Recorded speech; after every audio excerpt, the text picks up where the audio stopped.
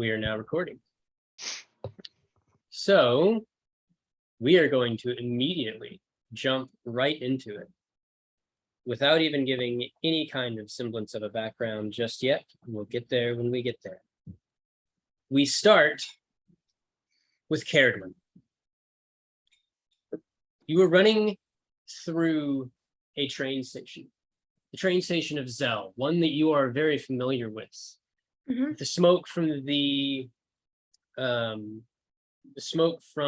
the locomotives is billowing through the massive courtyard as you push through a crowd of people, hurriedly trying to get to your train before it departs. The ground is wet. As you walk, you can hear your feet slapping through the puddles, and you bump into several people on your way. You hear from a distance, "All aboard! Last call for Nolan! All aboard!" I'll be quieter so that you don't have the echo, Mariah. I'm sorry. Thank you. Just gonna say. At last, you push through the crowd just enough to see your train, the good weather, waiting at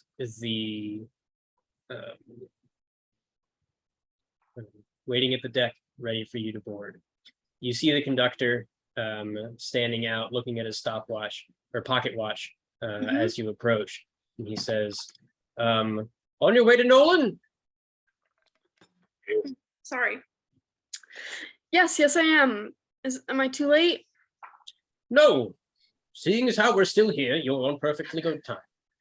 Please give me your ticket. I'll go ahead and punch it now. Oh yeah, where did I? Here you go.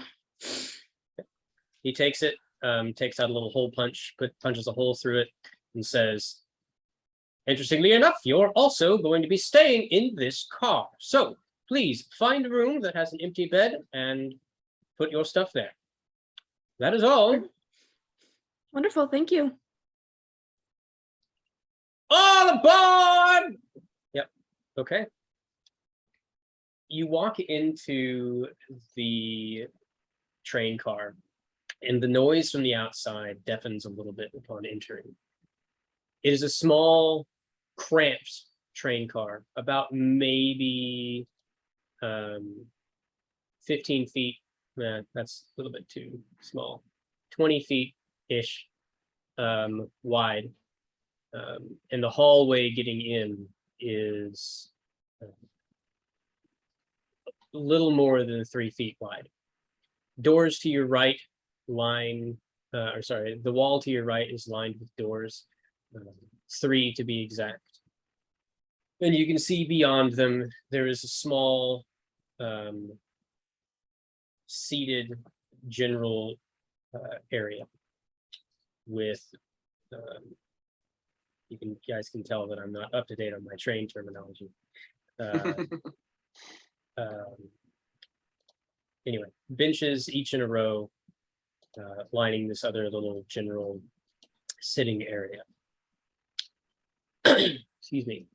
So you have the option of 3 rooms off to your right.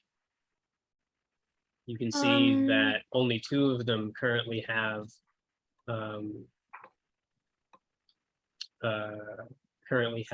things in them.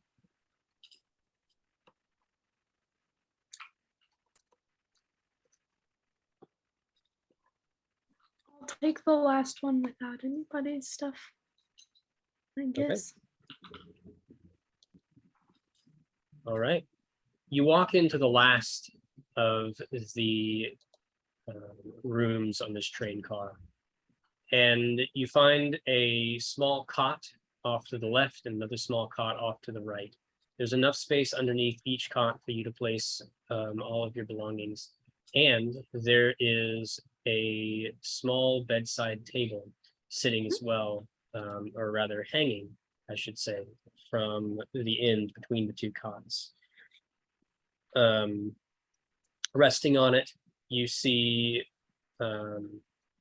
a welcome aboard letter just signed from the engineer and the conductor, branded to the good weather itself, giving you a brief description of how this train operates and why it's one of the safest trains on one of the safest railroads and one of the safest whatevers you could possibly come across. And also, there is a lamp there as well. Currently on, you can see on the wall on the opposite end of the door, there is about a 3-foot window, 3-foot by 2-foot window, showing you back out to the train station itself. You see all the people rushing around, trying to get to their various places. All sorts of different races. Zell is a smelting pot of civilization. Minotaurs, elves, half-elves, even a tiefling run by in the massive crowd. Also on this nightstand, there is a radio that is currently playing some music. Nice.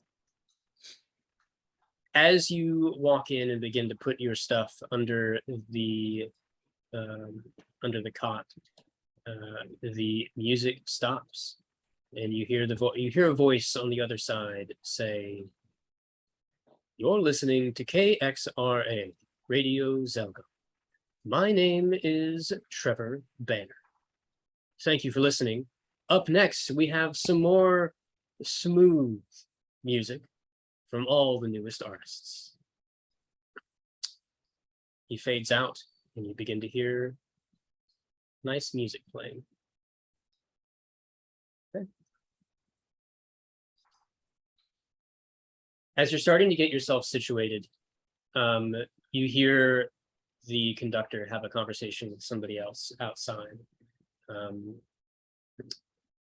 And let's see.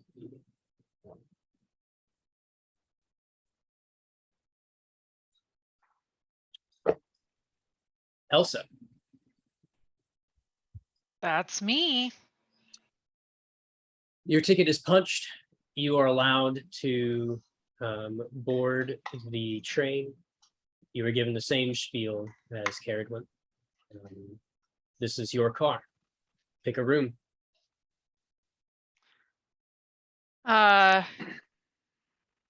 There are still open like rooms that like aren't being shared with anyone else, right? Not anymore. Oh, so all of the rooms would be, there's only like, how many rooms are there? I guess is what I'm There's asking. 3 rooms. Each one can hold 2 people. Okay, and all 3 of them have a person in it? One of them is currently empty. The other one is, and the other But like 2, have a one of person them is staying in it is what she's Mhm. asking. Okay, so one of them, sorry. Yes. One of them, as you pass by, the first one on your right as you enter, has nobody inside, but you can see that there are belongings stuffed under the leftmost cot. okay. They look, hello. They look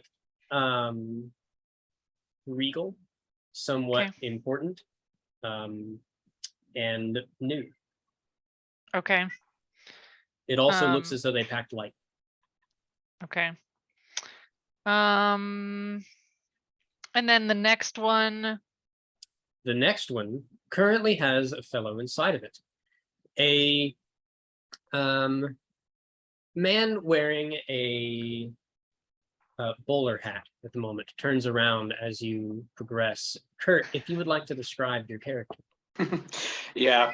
So the man, you thought he might have been somewhat short, but as he turns around to look at you, it's actually just that he has something of a pretty bad posture. He's actually rather tall, skinny, old, wizened man with fiery red skin, although not the horns of a tiefling, so not a tiefling. And he has a salty white hair with a big old handlebar mustache as well. He looks at you from the book he was reading. I'm sorry, did I disturb you? Oh no, you're right. Just looking for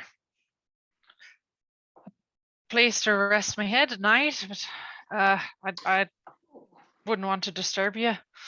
Oh no, I suppose we must all bunk up. I don't think there are any empty cots once all of the tickets are sold. So if you would like to be here, you can, but just be warned, I do carry around my research and it can be loud at times, but I will not disturb you with much conversation if that's not what you want. What sort of research? Chemical in nature, medical as well. I was a researcher at the College of Science and Discovery 2 years ago. I retired. Retirement. That's a big step in life. Congratulations. I wish it was a retirement for retirement's sake, but I moved on to other things.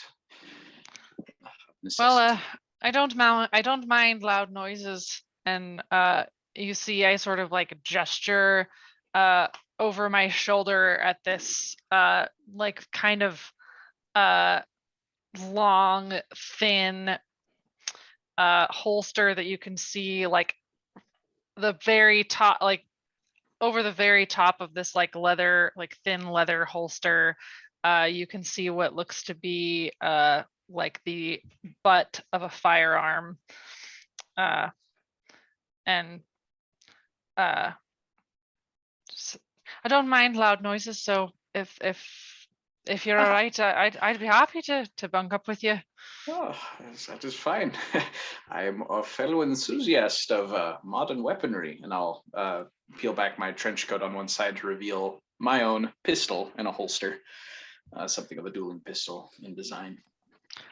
Oh, could I take a look at that? Do you mind? Yes, but would you mind if I take a look at yours as well? Oh, of course, of course. And I sort of like kind of set I have this kind of like leather satchel, kind of set it down under the other bunk, and then I sort of sling this other long thin package kind of into my lap, and I undo a couple of snaps, and I pull out this like just almost like very sleek hunting rifle. All of the pieces that are metal have been treated in sort of like a matte black, and you can see that like the pieces that are wood are like a very high quality ebony wood. You can see the wood grain in it, but it's very subtle. This is a very well cared for firearm. And I sort of like gently pass it in your general direction. Interesting.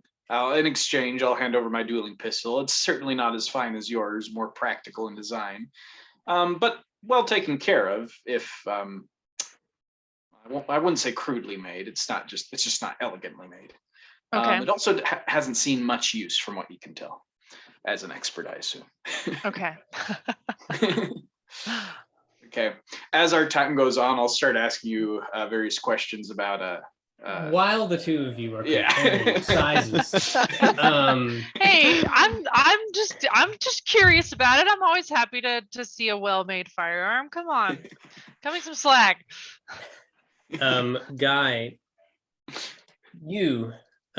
Carrigan, you watch as a rather peculiar looking person runs by the window, looking to board the train as well. Go ahead and roll a quick general, or just Arcana check, I guess, actually. You're muted. Sorry, I'm pulling up D&D Beyond. One moment. I forgot that I would want that. Dipper. Oh, hey, Dipper.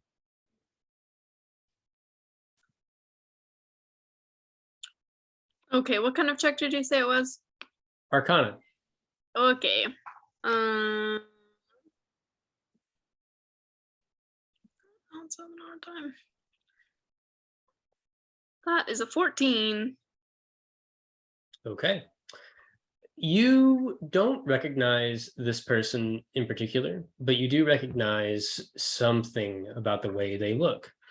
They are made entirely of metal. At a glance, you're not entirely certain if it's just a bizarre suit of armor or if it's actually who they are. You've heard mention of something called Warforged before, Mhm. but you've never seen one in the flesh or Mhm. in the metal. But anyway,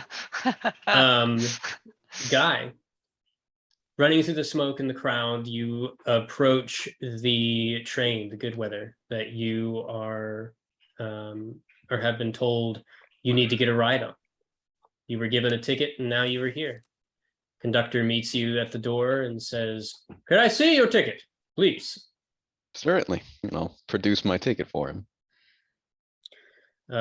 He takes it, gives it a good punch, hands it back to you, and before letting go, gives you a good once over. Looks you up and down just to make sure that his eyes are in fact not deceiving him, and he is really looking at a Warforged. You're in this car. Just choose any of the rooms. Not used to seeing Warforged, I take it? Never have. Not too many of us around, but thank you. And I'll take my ticket back and enter the car. It's like so hard not to be excited to see Guy when Elsa has never seen Guy in her life. You walk into the car. You hear a conversation going in the second room, the middle room, the room on the end, or the room immediately to your right as you enter is once again empty as far as people are concerned, but you do see that there are some belongings shoved under the leftmost cot. Whoever it is packed light. They're elegant looking belongings and they look very new. As you walk on board, you hear the radio from this first room finally stop playing music. And it says, "Are you looking for a sword? We've got swords. Are you looking for some armor? We've got armor too. Are you looking for a shield? We got that as well. At Triforge, we've got everything to fit your adventuring needs. Come visit us on the corner of 5th and Julius and get the protection you deserve. Just ask for Sebastian and he'll get you taken care of." But hurry up, this offer will only last. Guy can't smile, but if he would, but if he could, he very much would be. As far as rooms go, Guy would look for the room furthest from the door. Okay. So you walk past the conversation happening in the second room and walk into another room that currently has. So anyways, this is the most fascinating piece of machinery. Oh my Mallorin, what is that? No, I'm just kidding. Currently has a person inside. Caradwin, if you would like to go ahead and describe the way you look. You're muted, Ryan. Oh my gosh, I'm sorry. I keep doing that because I'm eating and I don't want it to be crunchy and weird. Yeah, so I am I'm fairly sort of on the tall side, but not like crazy tall. I've got like gently pointed ears, and blonde hair. I'm, I don't know, just practically. Not anything super fancy, fairly, neutral colors.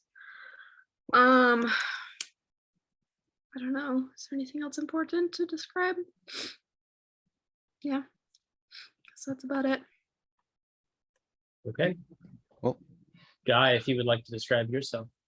Entering the room, you will see what looks like, as Phil described earlier, a man made of metal and some wood and traveling clothes with a backpack and what looks like a kit of mechanics tools.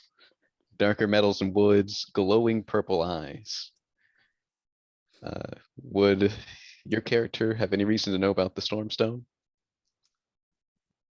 Good question. The Stormstone- Yeah, I'm sure we'd at least know of it. After the Rending, everybody knows about the Stormstone. Yeah. Okay. Yeah. For anyone who's familiar with the color of the Stormstone, his eyes glow with that same color, that same kind of energy.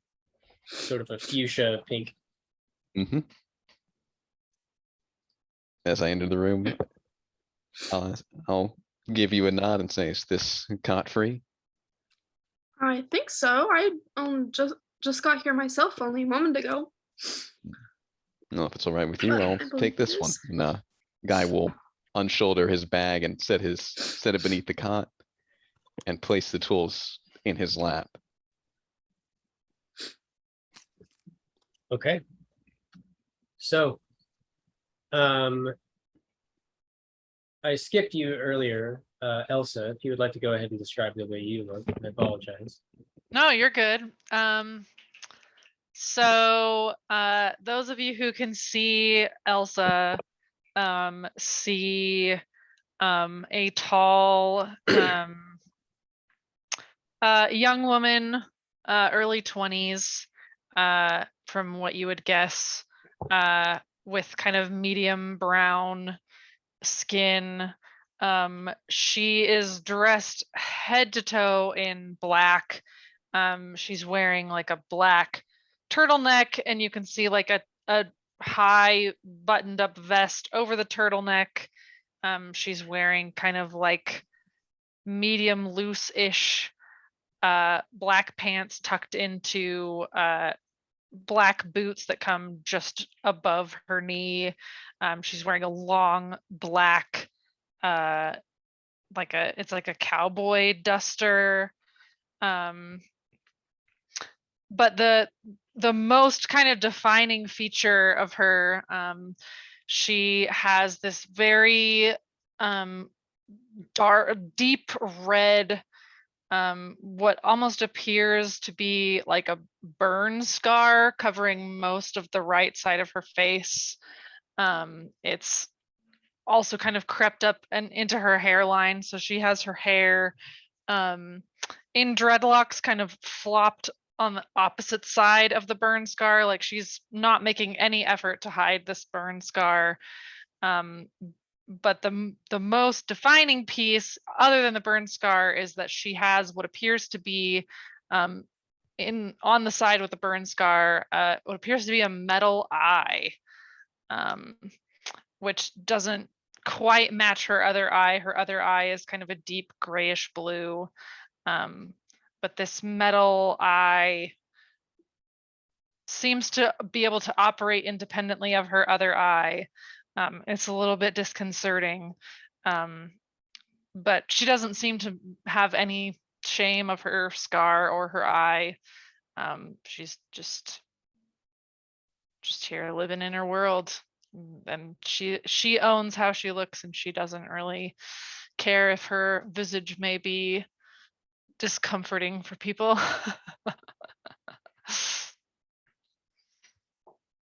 Okay. Fabulous. You walk out of the bathroom in this car, into the main area, where you see rows and rows of benches.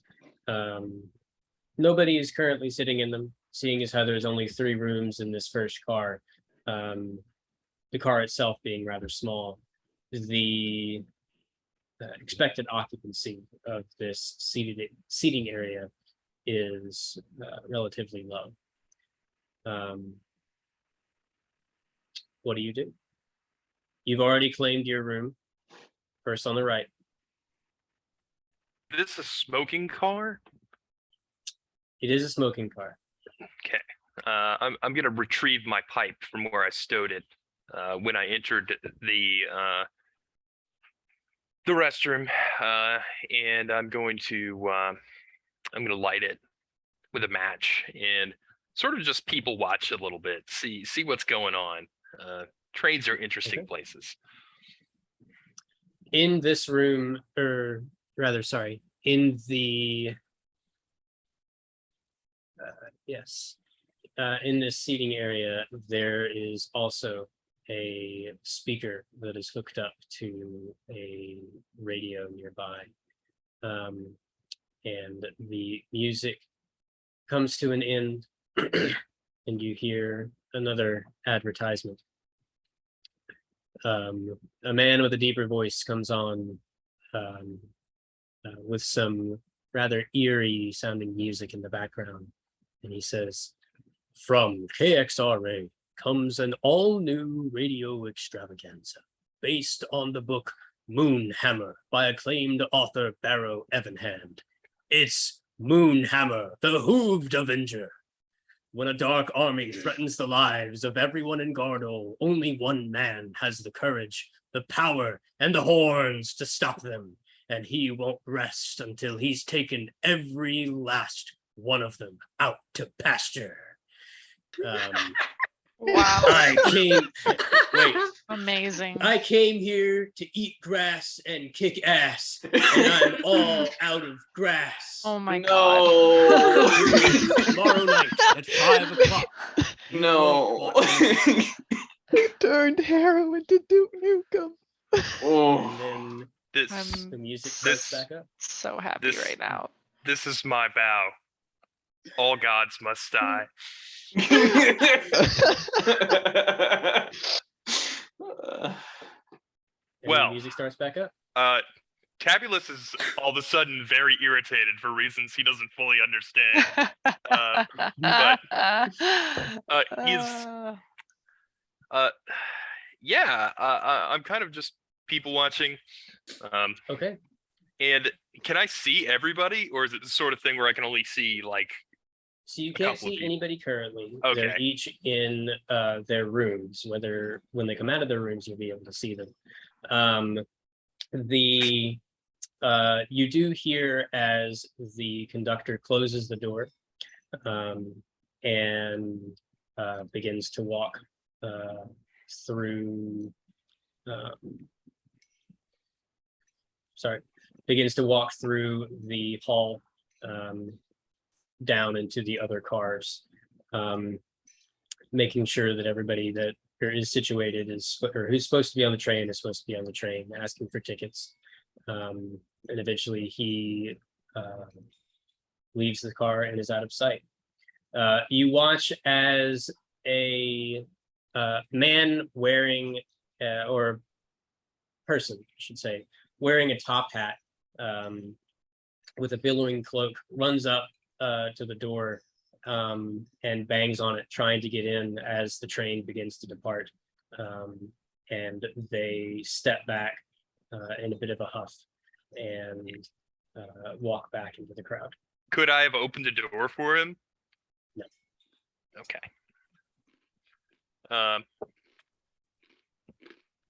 Is it? I don't and know him, do I?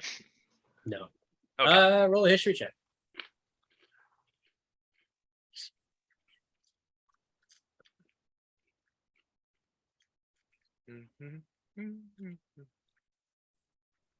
Nope, it's a 2. Never seen this man before in your life. Well, I Right, think first- I shall. I'm gonna walk over to where I left my belongings as they are at such short notice, and I'm gonna sort of lean down to go into the door of my room. Okay. The rest of you watch as a larger person walks past you, going into the first room on the right. Excuse me. So, Kurt, Elsa, what are you guys doing now? After exchanging, well, does your character make her own gunpowder? I guess I should say, or She doesn't make her own gunpowder, but she has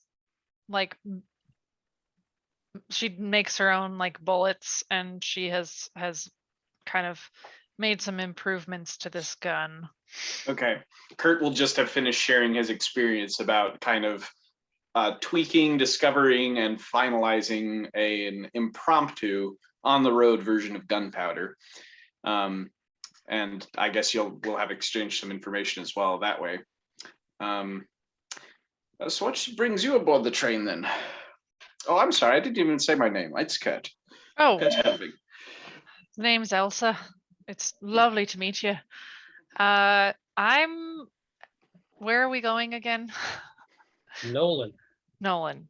I'm headed to Nolan for a bit of sightseeing. I've heard that there's actually some decent hunting there too. So just What do you hunt?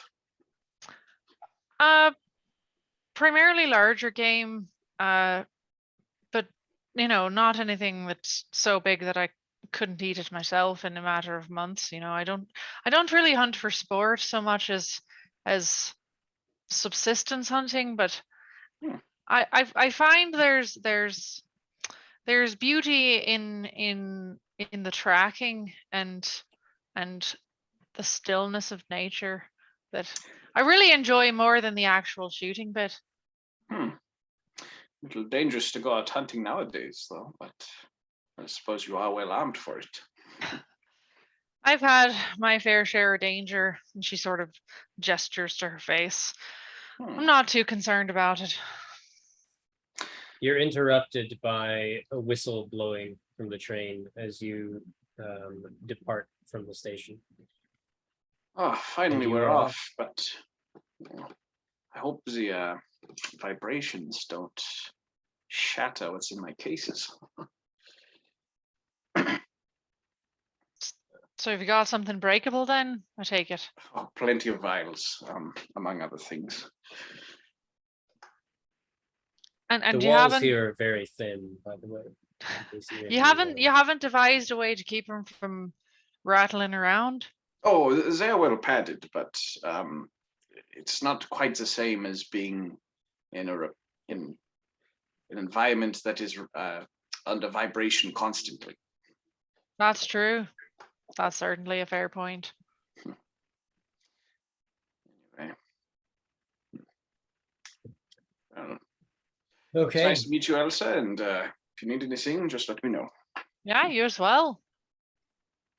Do you walk out into the main seating area? Yeah, I will for a bit. Caradwin, Guy, what are you guys doing? Guy will position himself so that he's on half of his cot.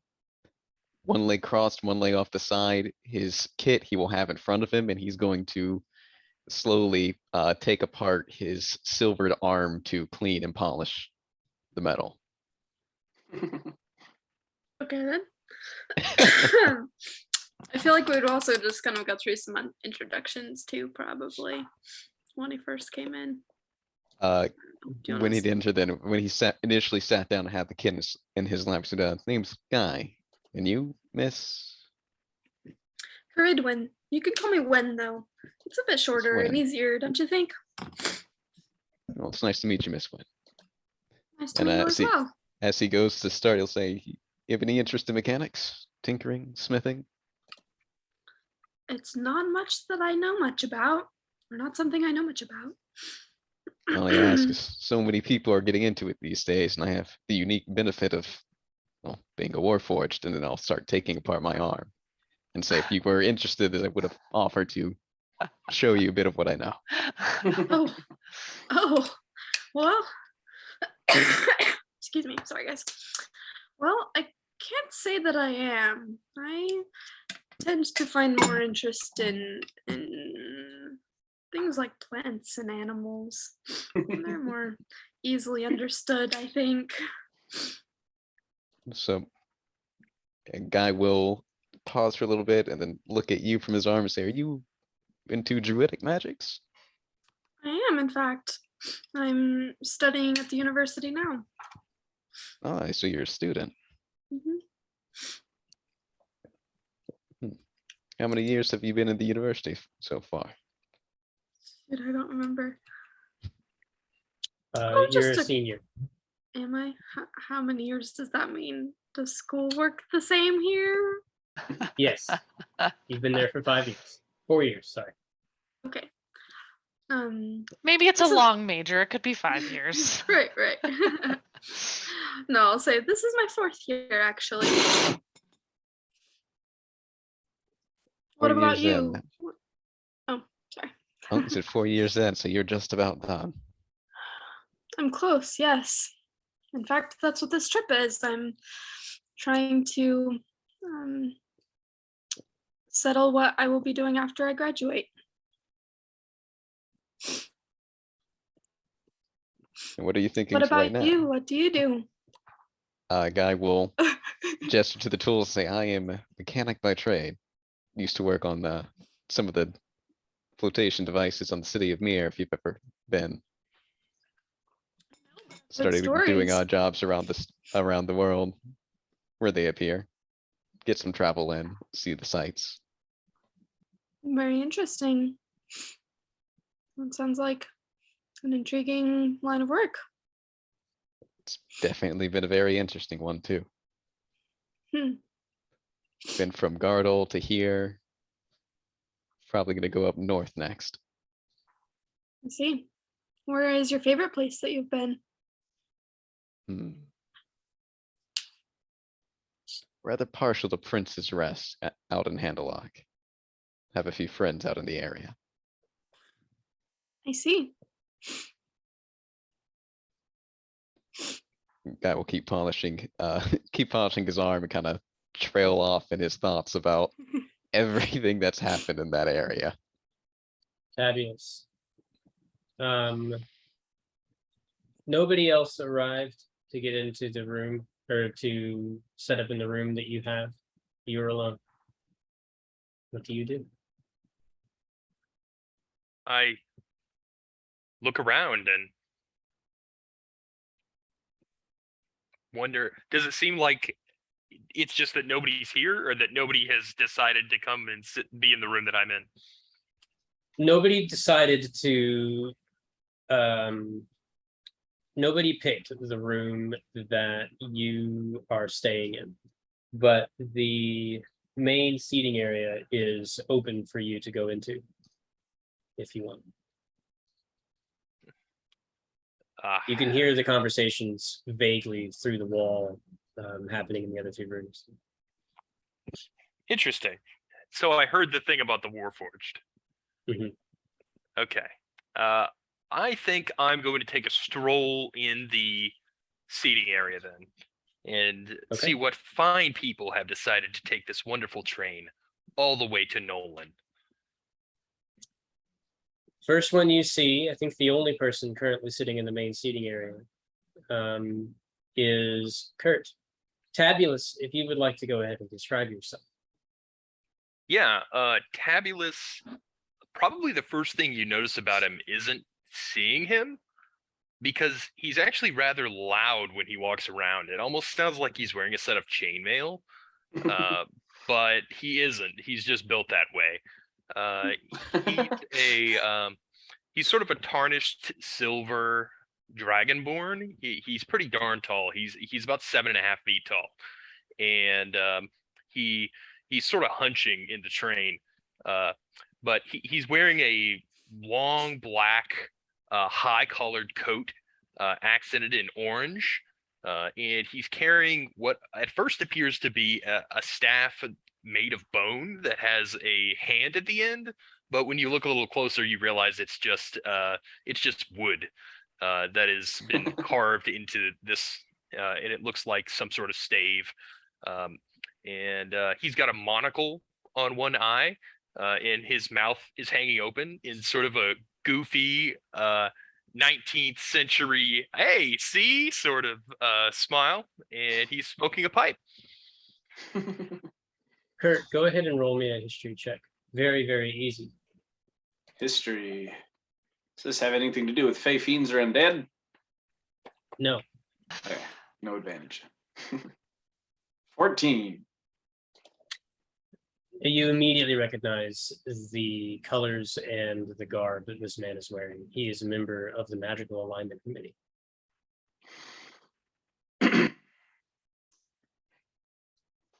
Is that staff just for decoration, or?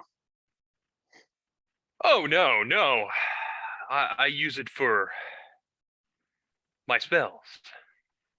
Ah, okay. So the the uniform is no accident then. You're part of the committee? Well, no self-respecting gentleman would be caught in society wearing this gaudy orange color if he wasn't required to. Point. Uh, hmm. How long have you been part of the MAC? Sometimes it feels like my whole life, but not quite. Several years though. What about you? You look like you've seen the place in gestures at the world in general.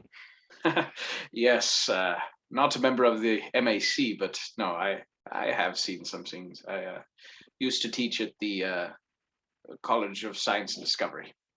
Oh, really? I've seen Yes. some lectures from there. Oh, well, if you ever, well, you would probably recognize me if you attended my lecture. My palette tends to be quite unique. Do I recognize him? Roll history. you.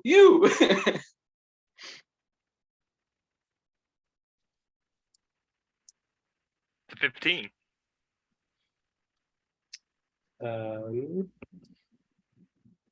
Yes, you do in fact recognize him. Do I know any of the lectures he's given? Probably not. Oh, sorry. Probably not. Can I remember anything I could use in conversation with this person? Yes. One moment. Whilst I'll just mention that as this conversation is going, Kurt has been spinning a vial in his hand, actually really fast. It's almost a blur of motion. But he was otherwise reading a book in the other hand before you started making conversation with him.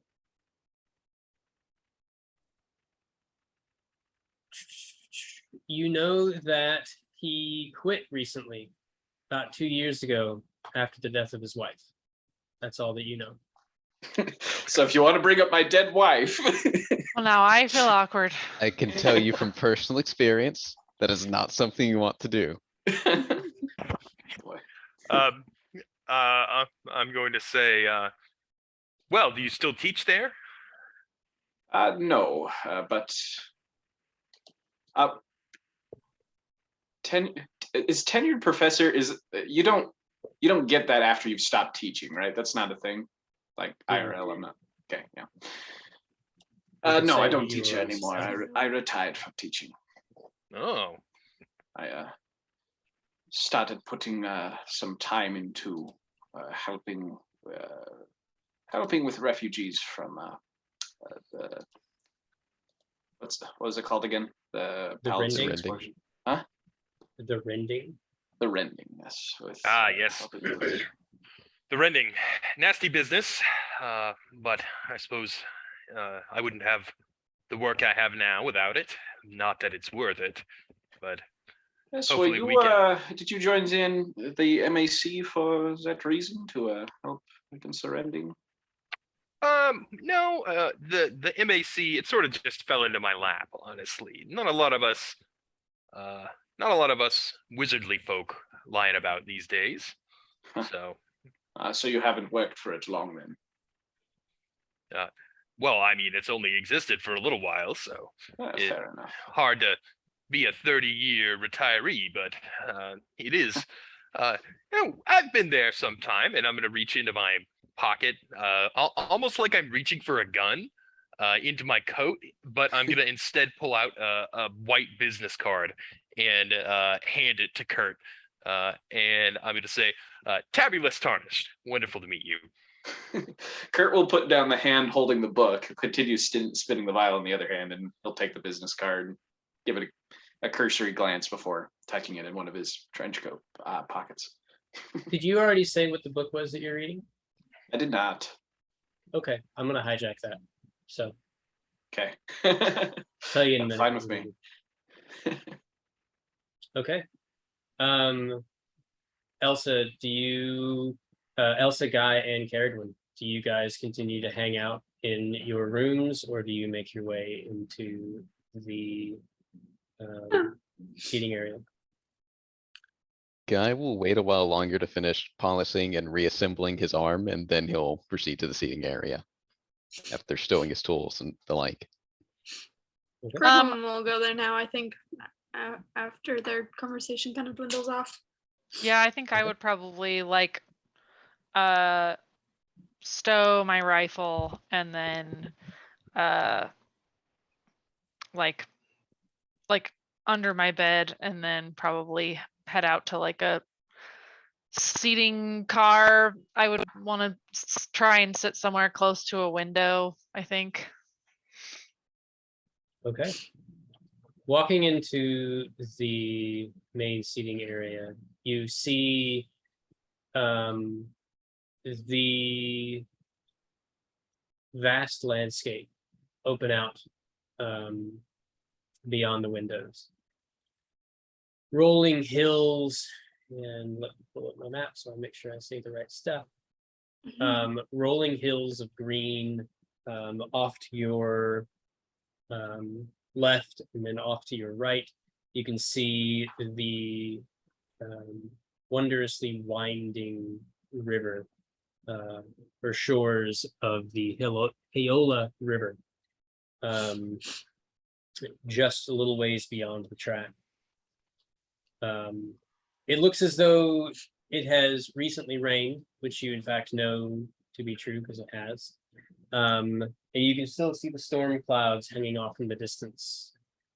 But you can also see a few rays of sun starting to peek through those clouds as well, reflecting off the water of the river, giving it a nice, hopeful glare. Upon entering the main seating area, you see a very large, sort of rusted silver dragonborn, wearing clothing you recognize immediately to be that of the MAC. Sitting across from and talking to your bunkmate. Cool. I would probably look for like a seat near the window, preferably not around other people, but I'm not picky. Okay. Caredwin, where do you sit? I don't know, what is there? There's say three sets of benches with a table in between them. So Okay. bench, table, bench, bench, table, bench, bench, Sure. table, bench. Yeah. On the right side, and then nothing on the left, allowing just proper walkway through. Okay. Yeah. And where are there people sitting already, I guess, is that question. You see a rather mysterious looking woman sitting up next to a window on in one of the benches, and you see a red skinned man wearing a top hat, and once again the rather large rusty looking silver dragonborn sitting at the far table. I guess I'll take the one that doesn't have any people if there is one, and I will have brought a book out with me to start reading. Okay. You get the book, you start reading. Scribbling notes in the margins too. And Guy, you walk in, or you said you're gonna wait a minute? Yep, guy's gonna wait a minute to finish with the polishing and cleaning for the arm. Okay. So the conductor makes his way back into this car by opening the door to the outside behind all of you.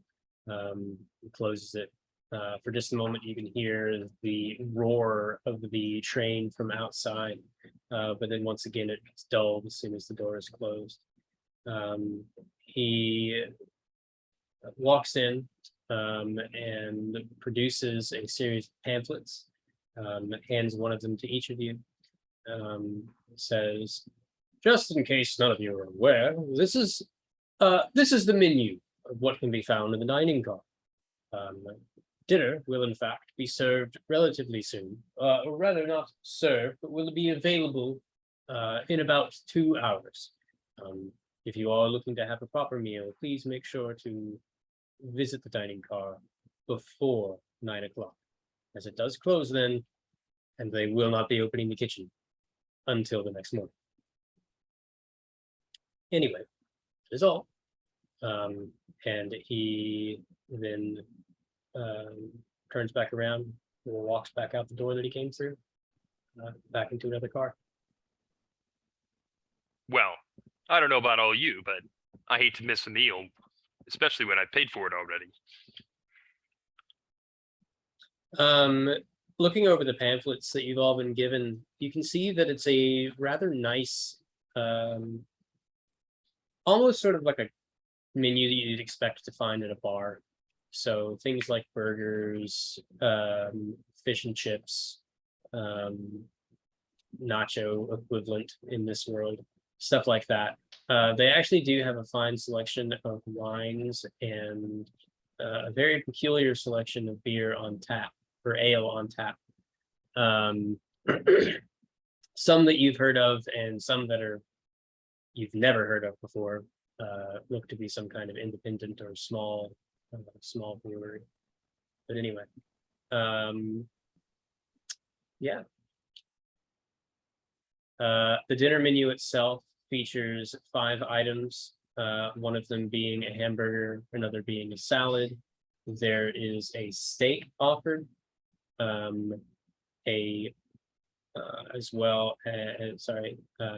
there's also a type of pasta resembling spaghetti that you're all aware of, and the last thing is another vegetable medley.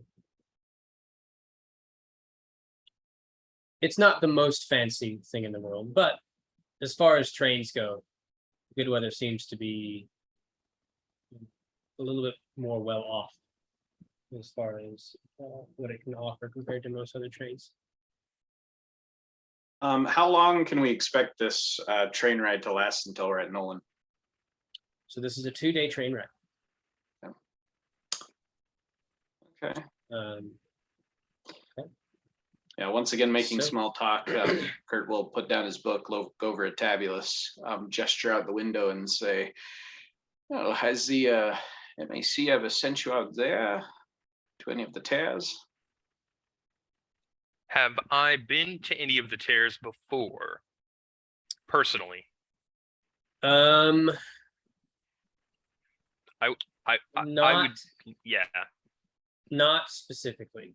Okay. You've traveled through them before, but you've never been sent directly into one. Oh, you know those boxes they put people in, and then they do papers until they die. That's the only that's where I was. So what brings you out of said box? Promotion. But I jest. No, as a matter of fact, the MAC has some interests in Nolan, and I am really just a glorified errand boy to go ask someone if everything is okay, and then they will send me back having known that everything is okay. Oh, interesting. I wouldn't think a retirement town would require that much attention. It does. It does not. But if the MAC wants to pay me to go get, and I'm going to hold up my menu, nacho equivalent, then I will.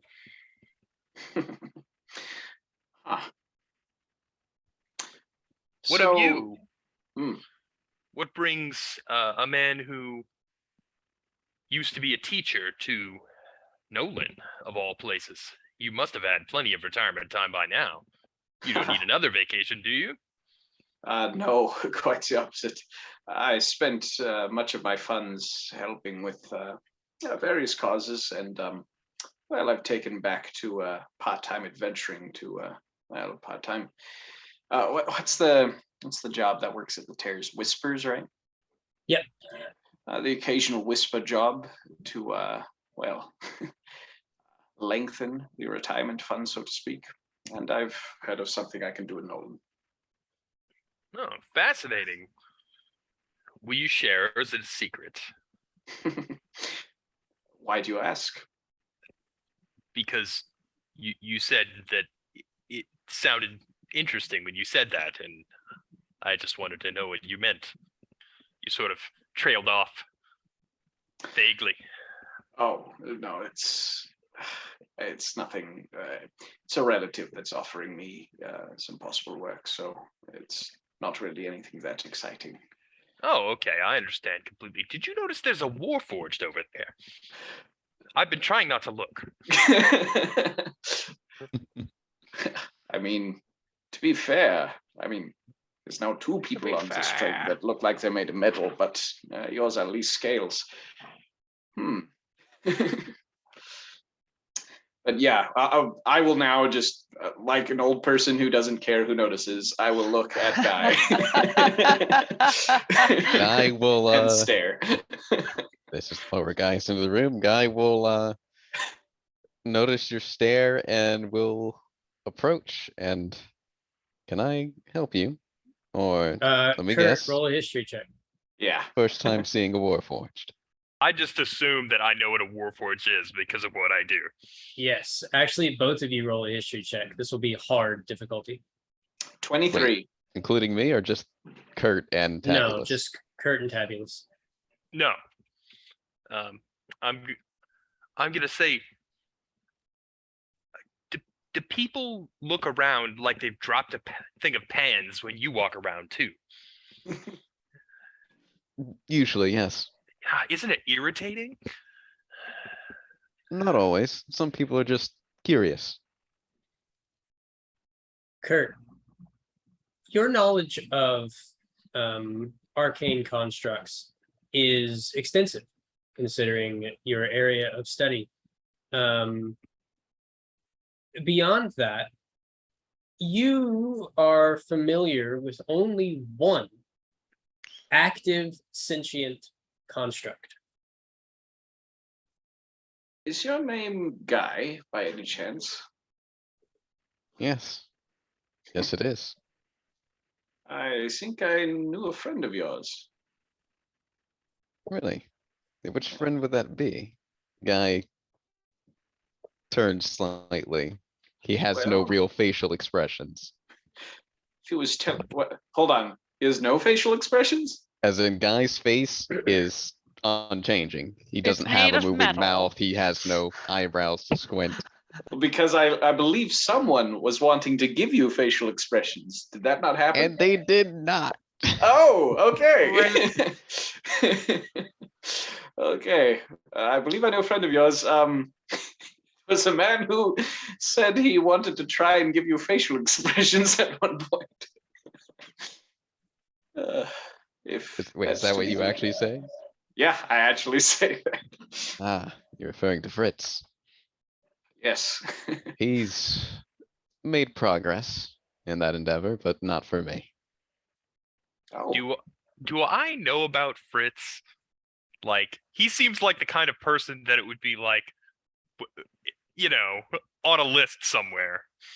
All of you know about Fritz. He's the Good. crazy. He's the Good. crazy old coot that runs the magic item store in the middle of the second ward in Zell. If you could see the citations. I'd like to ask you, has he done something? But I get the feeling the better question is, what has he done this time? Oh, no. I think that there's just a running tally.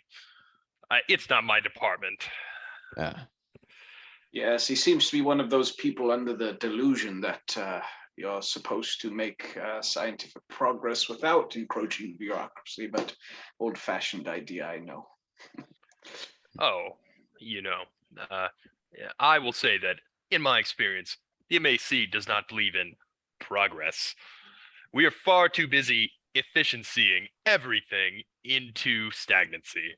The MAC, here's my card, and I hand my card to Guy.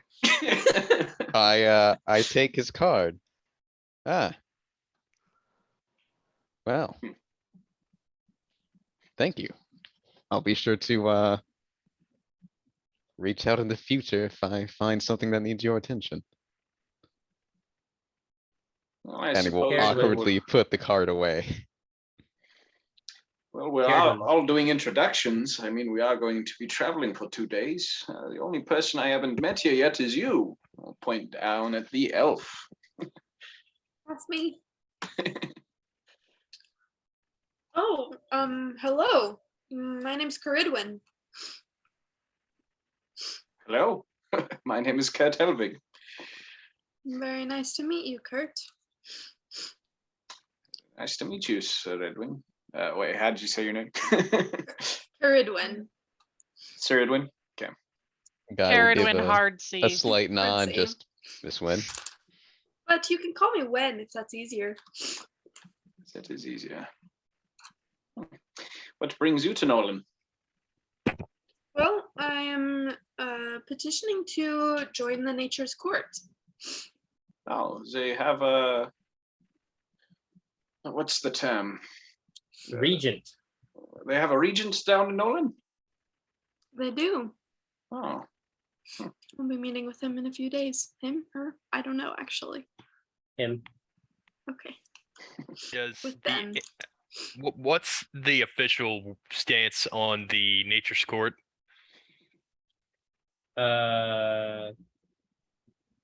With the MAC. Yeah.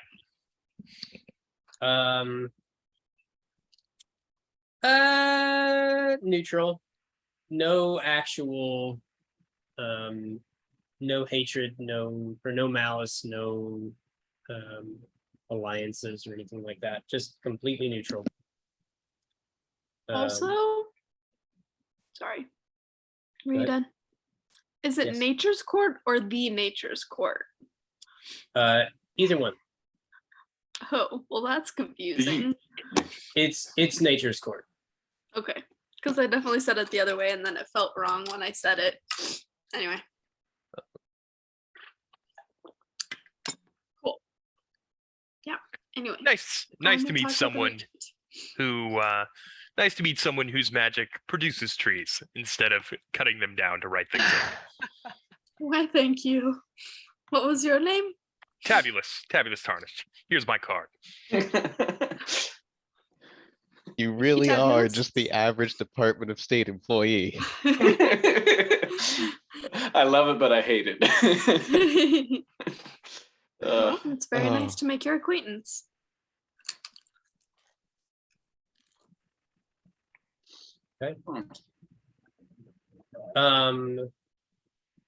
Caradlin, you as the conversation begins to die down, finally having a moment of silence, you pick up your book and realize you are actually reading the same book as Kurt at this moment, Oh, which is what? which is a traveler's guide to safely exploring Oriel. Oh, Or sorry, Aurea, I guess, actually. okay. Give me one moment. I'm going to share my screen. Okay. Can you guys see that? Yep. Excellent. So, wow, I can't do anything about that. All right. All right.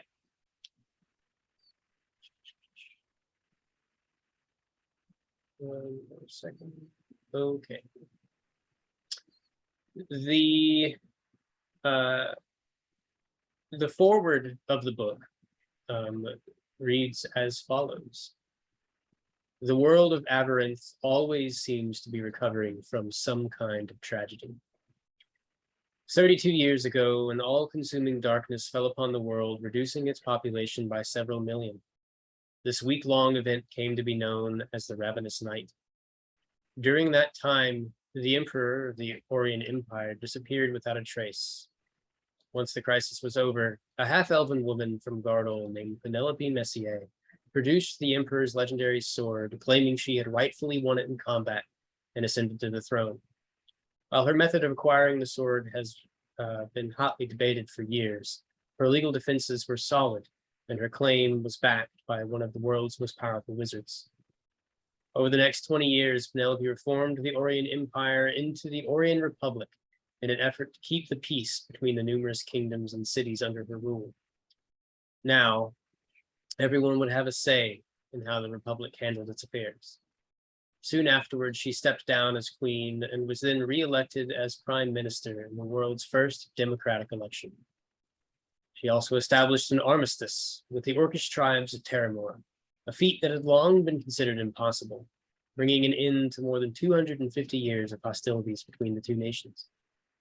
Technology improved, trade flourished, and people thrived as the world entered into an era of uninhibited industrial growth. All was going well until a new tragedy struck. 2 years ago, while Penelope met some of her top advisors about the recent death of Daegor, the Orcish king of Terramore, the unthinkable happened. 6 ancient stones all across the land of Orion, known as pallet stones, suddenly surged with energy and violently exploded in an event that would later be known as the Rending. Several major cities, including the Republic capital of Or, saw a level of destruction hitherto undreamt of by the civilized world.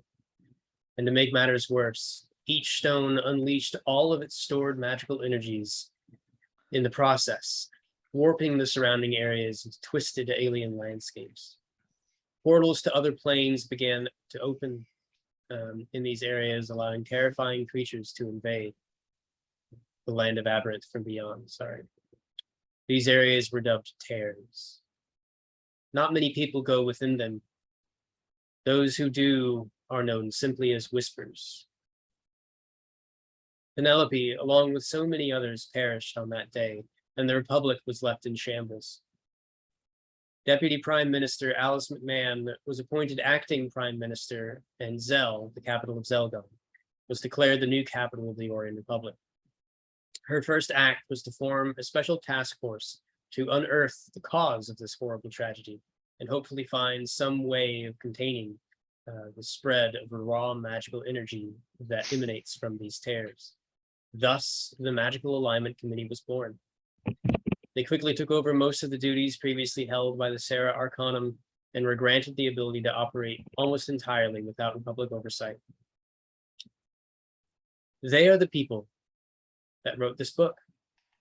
They are the people who are making sure your travel through this world is unimpeded and hopefully uneventful. Here within, you will find a series of maps showing you where you can find the various tears within the Republic and options as how to stay away from them. A list of some of the known creatures that can be found within and some of the known flora and fauna found outside of them as well. Please be safe on your travels. And if all else fails, find a navigator or find an MAC official, and they will be able to help you. Looking at the map on the next page, you can see, or the maps on the next couple of pages, it's a 2-page spread, so it's actually 4 pages, 3 pages really. You can see there is a large map, such as the one that is currently being shown on the screen. Just for reference, you guys are here in Zell, and Nolan is, Nolan is a little ways up here. I don't know if y'all can see my cursor or not. Yep, we can see it. Okay, cool. So, and then the next page shows, not that one, shows the, shows the tears themselves and the wisp that emanates from them. And yeah, that's what you see. Is there not like a specific location where like the tear itself is? Is it kind of spread out like on this map? Does that make sense? The entire area is referred to as a tear. So Okay. this So all of the purple purple is a tear. is the whole yeah. thing. Okay. Mhm. Interesting. Okay. That's it. And we'll stop sharing for now. Go back to the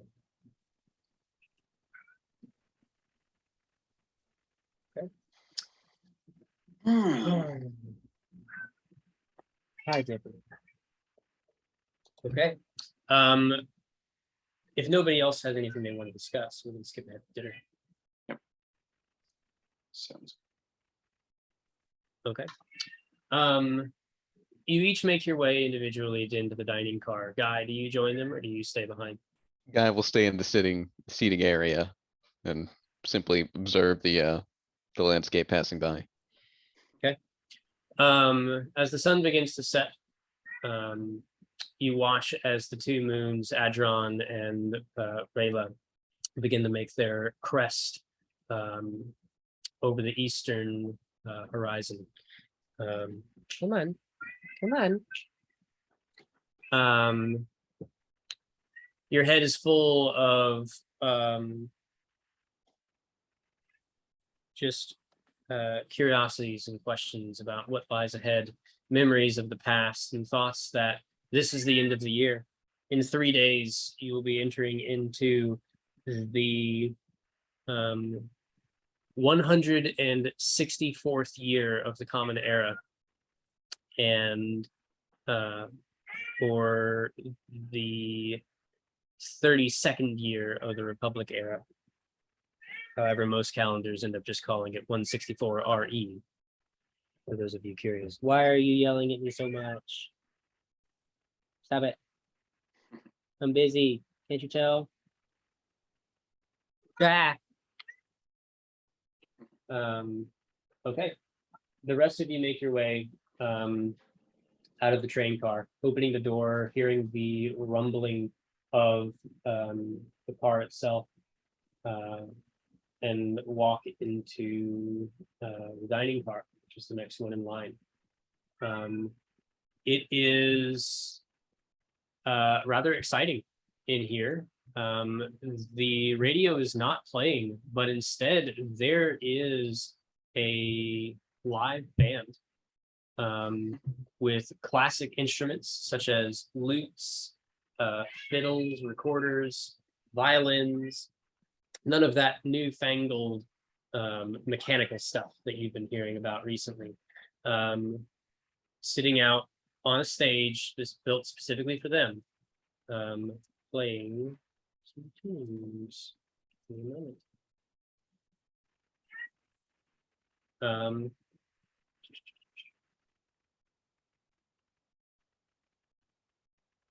Yep. Okay, here we go. Playing some tunes. You can see plenty of people over at the bar. Several people also sitting at their or sitting at tables in the dining car itself. Each lots of them are laughing, enjoying the meal, enjoying the good time. You count at least maybe 25, 30 people in this room or in this car. And yeah, there is a bartender who sees you all enter and says, "Oh, the people from the first car. Good to see you finally come and join the fucking party. What can we get for you?" Does he actually say fucking? Oh yeah. Can we get something to go? Live band, well, it's a little loud for my tastes. Tell me about it. I've been here for the past 4 hours, and they've been playing for the past 4 hours. Oh, Okay, lovely. go away. Yes. So anything quick that I can take? Oh, nothing on the menu is quick except for the salad. If you want the salad, I will take the salad. get with the, yeah. Okay. You large mechanical or metal dragon man, what do you want to eat? I would like your finest wine and this fried bread with cheese on it. Fried bread, yeah, fried bread, cheese. Okay, yeah, we got you. Finest wine, yeah, that'll be the Undercroft. Shoot, what was the year? Just the Undercroft. We'll just say that'll be the Undercroft. Give me just a minute. And what about you, elf lady? I would like the pasta, please. Okay, pasta. Gonna take a little longer. And you, All right. miss? Yeah, Me? you with the eye. Right, I'll take the fish and chips. If that's all right. Sure, yeah, fish and chips. Great, we can do that. That's no problem. What's with the face? Oh, nothing. Should I You be can roll it. concerned about the fish and chips? Oh no, fish and chips are great. Your reaction would suggest otherwise. Totally unrelated. Now that I've got your orders, will this all be on one check or? No. Separate. I'll take it. You're all nice folks. I got this one for you. And like Elsa like heavily side eyes you and like raises the one eyebrow that's intact. Well, as a creature whose eyes are actually on the side, I side eye you also. By default. Wonderful. Wait, so does that mean Dragonborn are herbivores? Never mind. Doesn't matter. No, it means I want to see all my gold at once, and I hand I hand a couple gold to the bartender. What's your name, yelling stranger? Benson. Yeah, Benson Cartwright. It's I'm gonna quit after this, I think. I say that every day. And yet you're still here. Yes. Same here. Lean Anyway, over to Elsa and whisper, I should have named him Cot wrong. He's not happy on this train. Elsa, you could not hear Kurt whisper to you just now. It is too loud. Okay. Is the band taking I still requests? sort of like nod knowingly because I can tell that he's leaned over to say something to me. And I do the sort of like That works. Is the band taking requests? Are you asking Benson or are you asking me? I'm asking you if there's like people who are going over and requesting things. Nobody's going over and requesting anything. Is there Everybody is drunk, happy, and eating. is there like a Or bunch drink. of people in here? 25, maybe 30 people. It's a pretty Okay. good sized dining car. And much like all of the good bars, the bar itself is right next to the stage. So you have to yell. I don't know if any of you have ever been to, this would really, I think, only affect you, Alex, if you've ever been to Sundown Tavern in Ruston while there is a band playing. I It's literally impossible. the other day I was sitting in Rotolo's and everything was quiet. And it was like, you know that feeling when you're about to get hit by a car when you realize that there's live music being set up? Mm-hmm. Yeah. All right. I'm going to squint at the live band and I'm going to say, too bad we can't regulate those. And I'm going to take my weird nachos and. Oh, your food's not been served yet. Oh, no. It's going to take at least a few minutes for your food to be prepared. The salad is brought back out within about 2 minutes, along with a glass of water and your glass of wine. I'll whisper thank you to the bartender, which of course won't be heard. I'll again mouth the word thank you to all of you guys, and I will head off to my room. Okay. Get this out. You open the door to walk back into your sleeping car, and roll a very easy Constitution saving throw for me. No. Okay. 8. 8. Nice. Okay. Excuse me. The light of the sun cresting over the horizon reflects off of the reflects off of the river in just the wrong way, and hits you right in the eyes. However, you're able to throw your hand up just enough so that you are unable, or so that it doesn't actually cause you any harm. I should have said dexterity saving throw, but whatever. I would have been a ton better at that. No, that's fine. 8 still passed. Yeah, it's fine. And you make your way back into the sleeping car. The rest of you, Tabulous, you have your glass of wine. And what are the rest of you doing while you wait?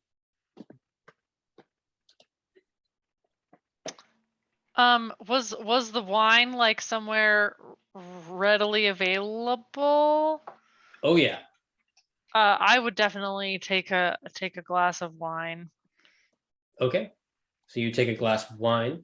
What Benson, kind of wine is it? it is a Or red wine. are there like varieties, or is it just like Yeah. there is one kind of red wine? There's a red wine, a white wine, and that's the extent of my knowledge of wines. So that's all there is. Marine wine. Okay.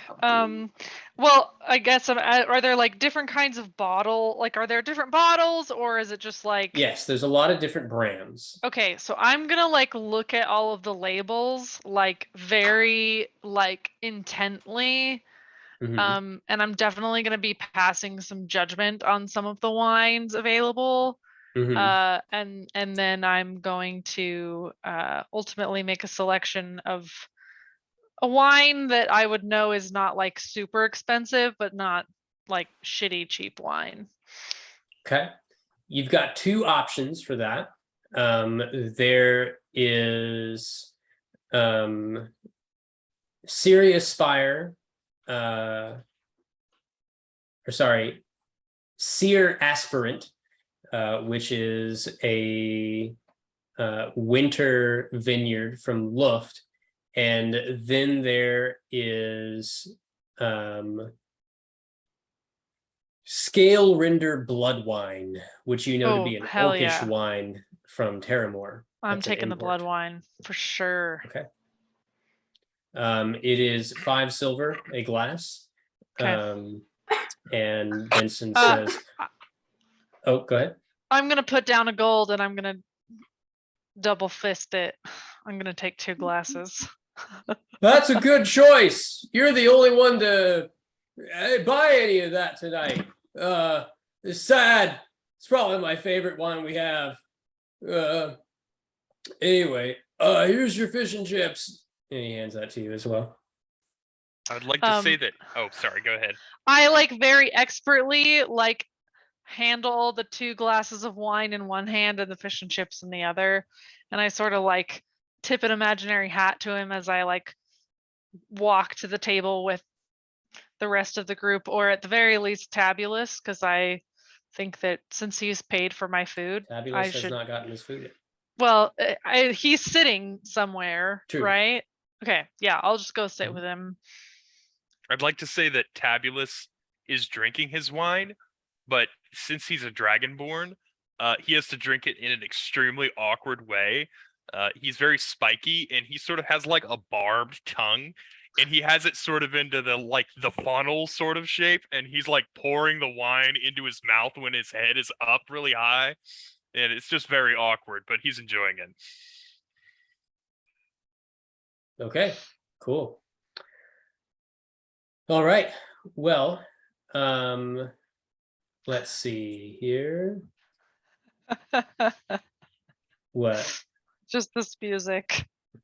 Oh, do you recognize the song? Duh. Okay. But anyway, yeah. So Vincent eventually brings out your pasta. He looks at you, Caradwin, and says, "Hey, I'm sorry. It looks like they were out of the meatballs, so they substituted for chicken. I hope that's okay." Hey, elf lady. Mariah. Mariah. Sorry. Hey, elf lady. Food's getting cold. Where? Oh, is this the bartender guy? Yep. And he's Oh, handing you okay. your, Sorry. Thank he's handing you. you your stuff. And at the same time, he also turns around, picks up a plate as well, that has the melted cheese on fried bread, that Tabulus asked for. And hands it to you. Says, "You're the meal you requested. Here you go." Hand it to you. Thank you so much. Oh, and Mr. Cartwright, here's my card. Great. He takes it. All right. Can I get you another drink? I'm here for another. Looks at a watch on his wrist. Hour.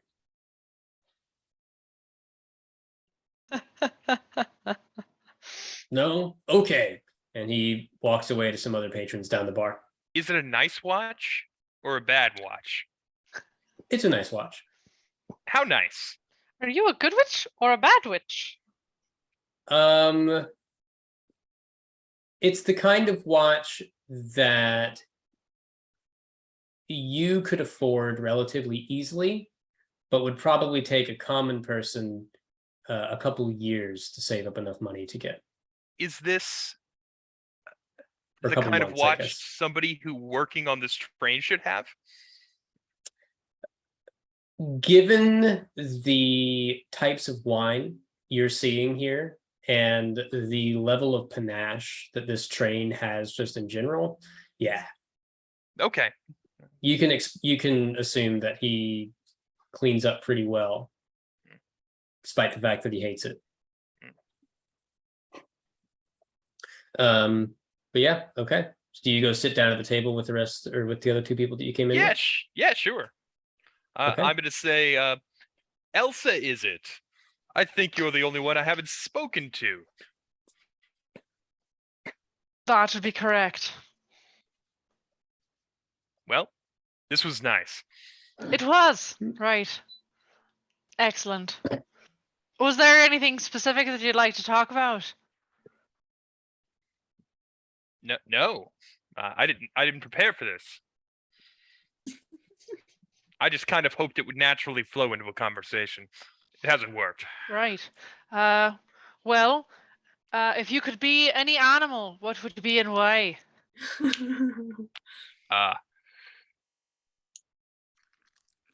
Any animal. Fascinating. I mean, it could be a magical creature as well, but Oh, probably not like a monstrosity or fey creature. Probably needs to be like a beast or oh, you know potentially a those. magical beast. Have you ever been to the saffron fields? I can't say that I have.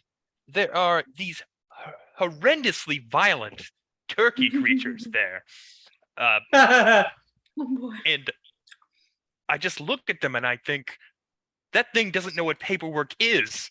Right. And I want that. I mean, most beasts probably don't know what paperwork is, but I would imagine that violent turkey beasts definitely don't know what paperwork is. Yes, but here's the thing. If someone did try to explain what paperwork was to them, they would attack in groups until that person was not alive anymore. And I just respect that. Certainly, I can respect that as well. It seems like you don't like paperwork, so what are you doing in the Mac if you don't like paperwork? Oh, I was well, going to ask the same thing. look, paperwork is more of a necessary evil in order to get to the fun part of working for the MAC, which is being nowhere near the MAC, which is why I'm so excited to get to Nolan. Right, but you realize you could achieve that without being a part of the MAC and without all the paperwork. Yes, I do. But every week they hand me a large bag of gold and tell me that my paperwork was good and it feels okay. So you're really in it for the money then. Oh I mean, no. Aren't a lot of people in really anything for the money? Isn't that why anyone takes on most employment is for the money? Well, personal Um, fulfillment, irritating people with live bands. I look at the band. Right. To interrupt real quick, Elsa, you look around the room, or you look over at the band as he motions to the band, and you catch sight of a woman 3 tables away that immediately locks eyes with you.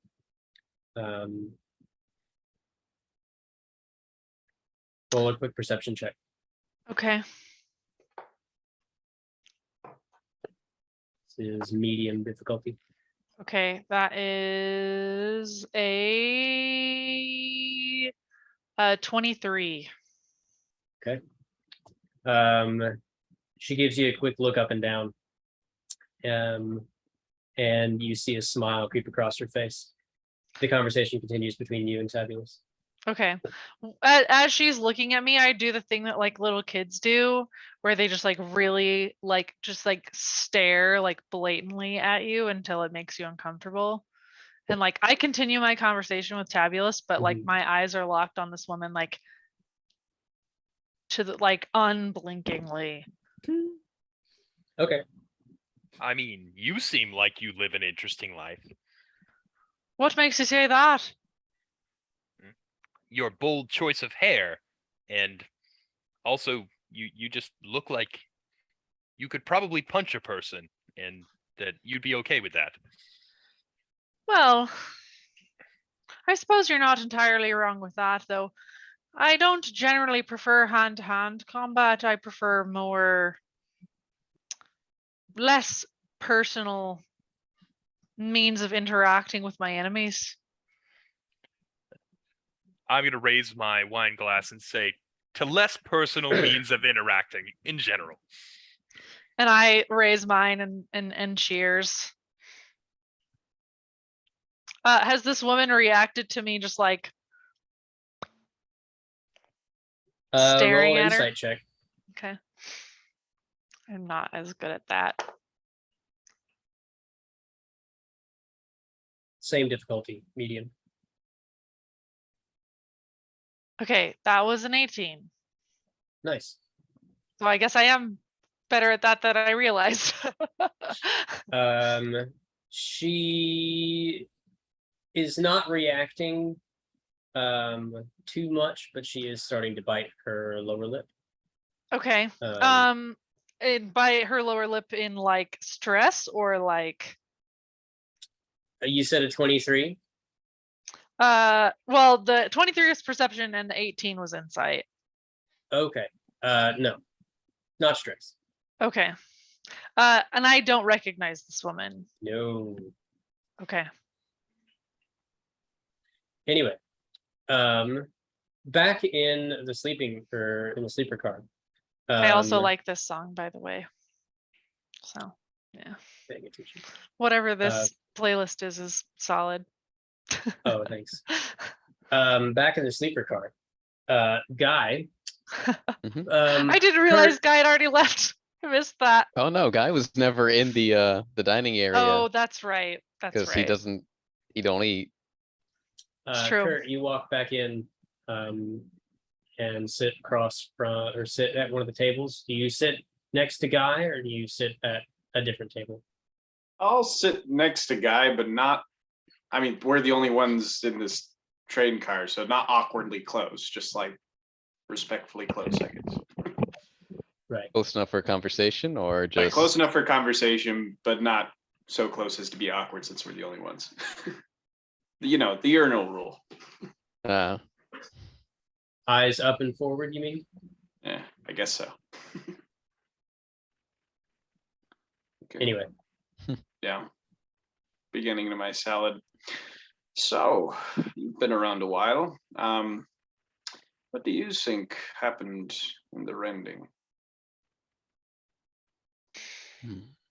you're asking what caused the rending, or? Well, yes. Yes, if you have an opinion on that.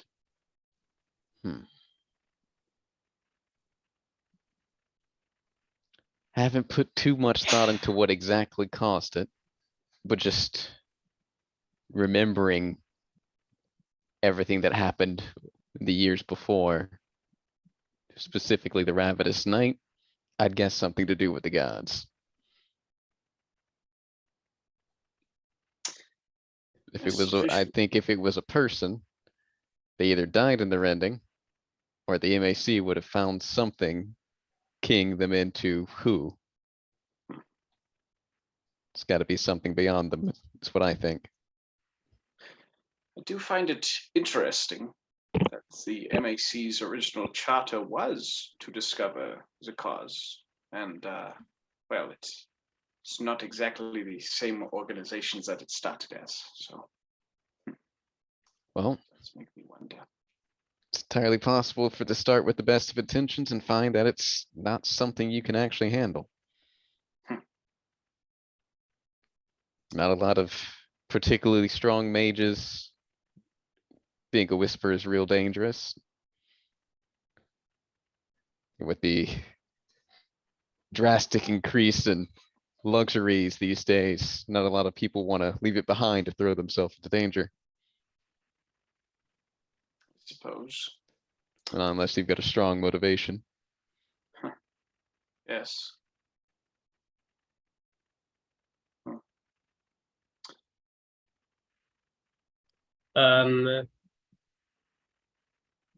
Guys, your passive perception still 26. It's 18. Okay.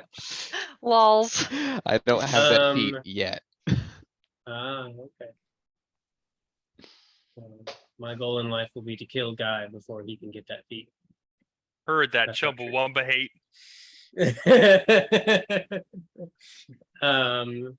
Anyway, with an 18 passive perception, you hear a sound coming from the engine ahead of your car. That sounds like a rumble and an uncomfortable explosion. Roll a quick insight check for me. With proficiency, add your proficiency bonus because it is mechanical it is a mechanical insight thing. All right. And you're a mechanic. This will be for you, it will be an easy check. DC set at 10. Okay, well, that's good because I got a 13. Great. It sounds an awful lot like something malfunctioned, but it's not like it sounds like something may have gotten caught up in the gears around the wheels, but then quickly dislodged, and the rest of the cars have now just run over it. So, and then as a result, there was a quick grinding and a pop. But the train seems to be moving fine, and nothing seems to be wrong. Is there access to the actual lead of the train from the car we're in? Not to passengers. Not to passengers. Guy will kind of look up towards the front of the train and then look to Kurt and say, "Did you hear that?" Did I hear anything? What? Yeah, I mean, you would have heard it. I think. What's Uh, your passive perception? 10.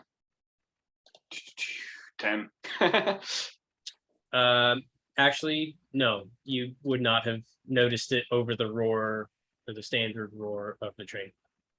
Yes, I know that music. It's so annoying.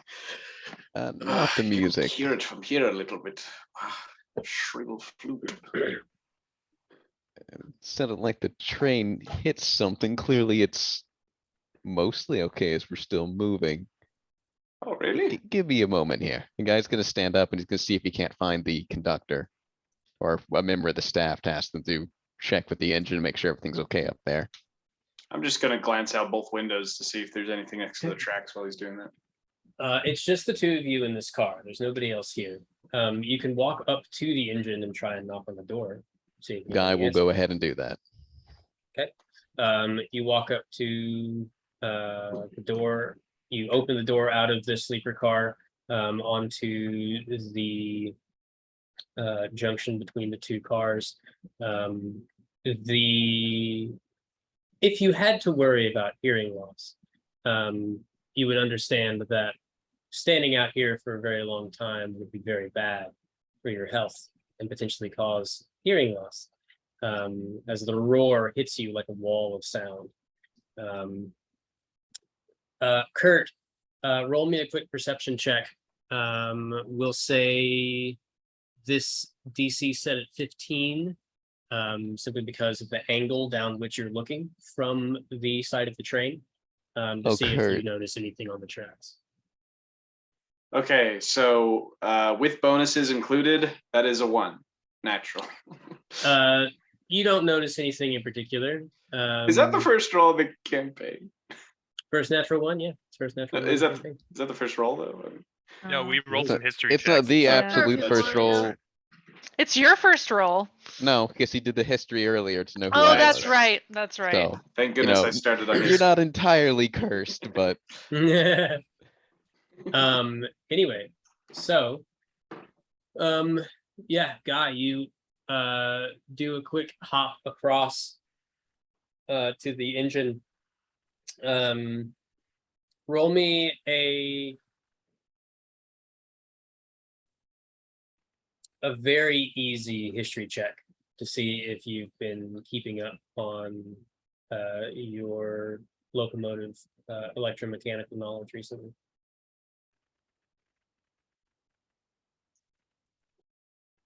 and that's Not a very 14.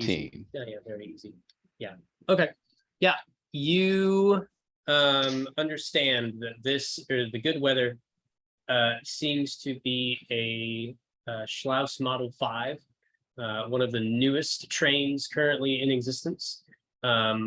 Comes equipped. It is also one of the only ones that comes equipped with an active wisp barrier for individual cars. It is not currently active, but you can see the two stones that are the two arcane focuses on either side of the door that would generate the protective field whenever somebody is passing through the through any wisp areas through a tear. But anyway, yeah, the door is there, large metal. There's a viewport through, or the single glass circle. It looks to be reinforced metal wiring. You knock on the door. Through the porthole, you can see an engineer on the other side.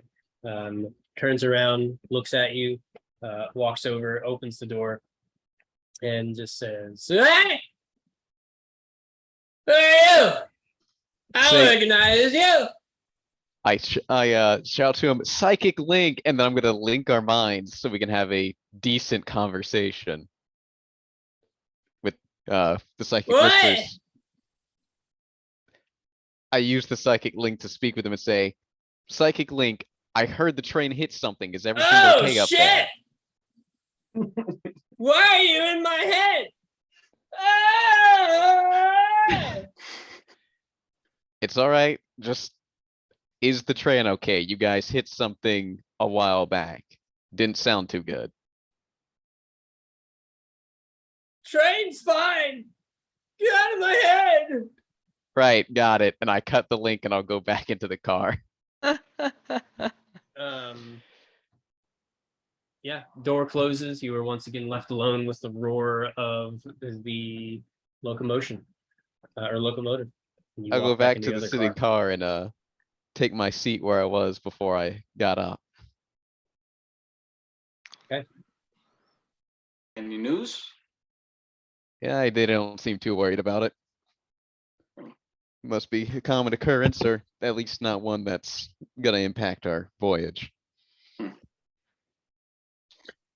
Okay, back to the dining car. The woman has approached the rest of you, or the table, at this point. Or we pick up back at the dining car, I guess I should say, right as the woman arrives at the table. She leans over in front of you, Elsa, and says, "Hey, what are you drinking?" Jen. Me? Yep. Sorry, brain fart. Y'all gotta get used to your new names. Yep, indeed. Also, I'm very what distracted are by the you- music skipping. That's I very know. What is she distracting for me. doing? What am I drinking? I'm about halfway through my second glass of the blood wine. So I would probably respond, surprise me. Oh, I was gonna ask if I could. Okay. And she walks over to the bar, and glances back at you.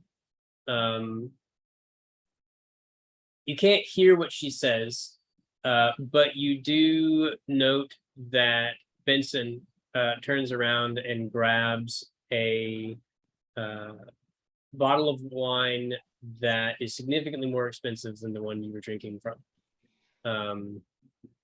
It is a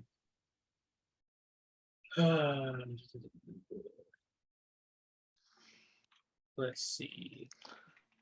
Sorry, I gotta reference my wine names. As this is going on, I'm going to lean over and I'm going to say, "What do you think she'll open with?"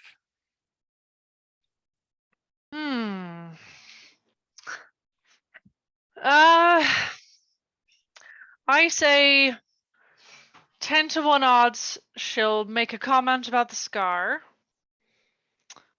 3 to 1 odds she'll make some witty quip about our eyes meeting across the room or something like that. What about you? What do you think? Oh, well, I'd give it 50-50 between do you like the train and where are you going?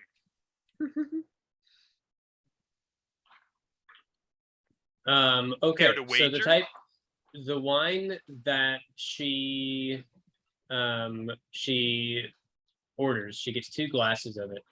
One of them is, the wine that she gets is one you know specifically from Luft, that is called, or is from I'm all sorts of flustered.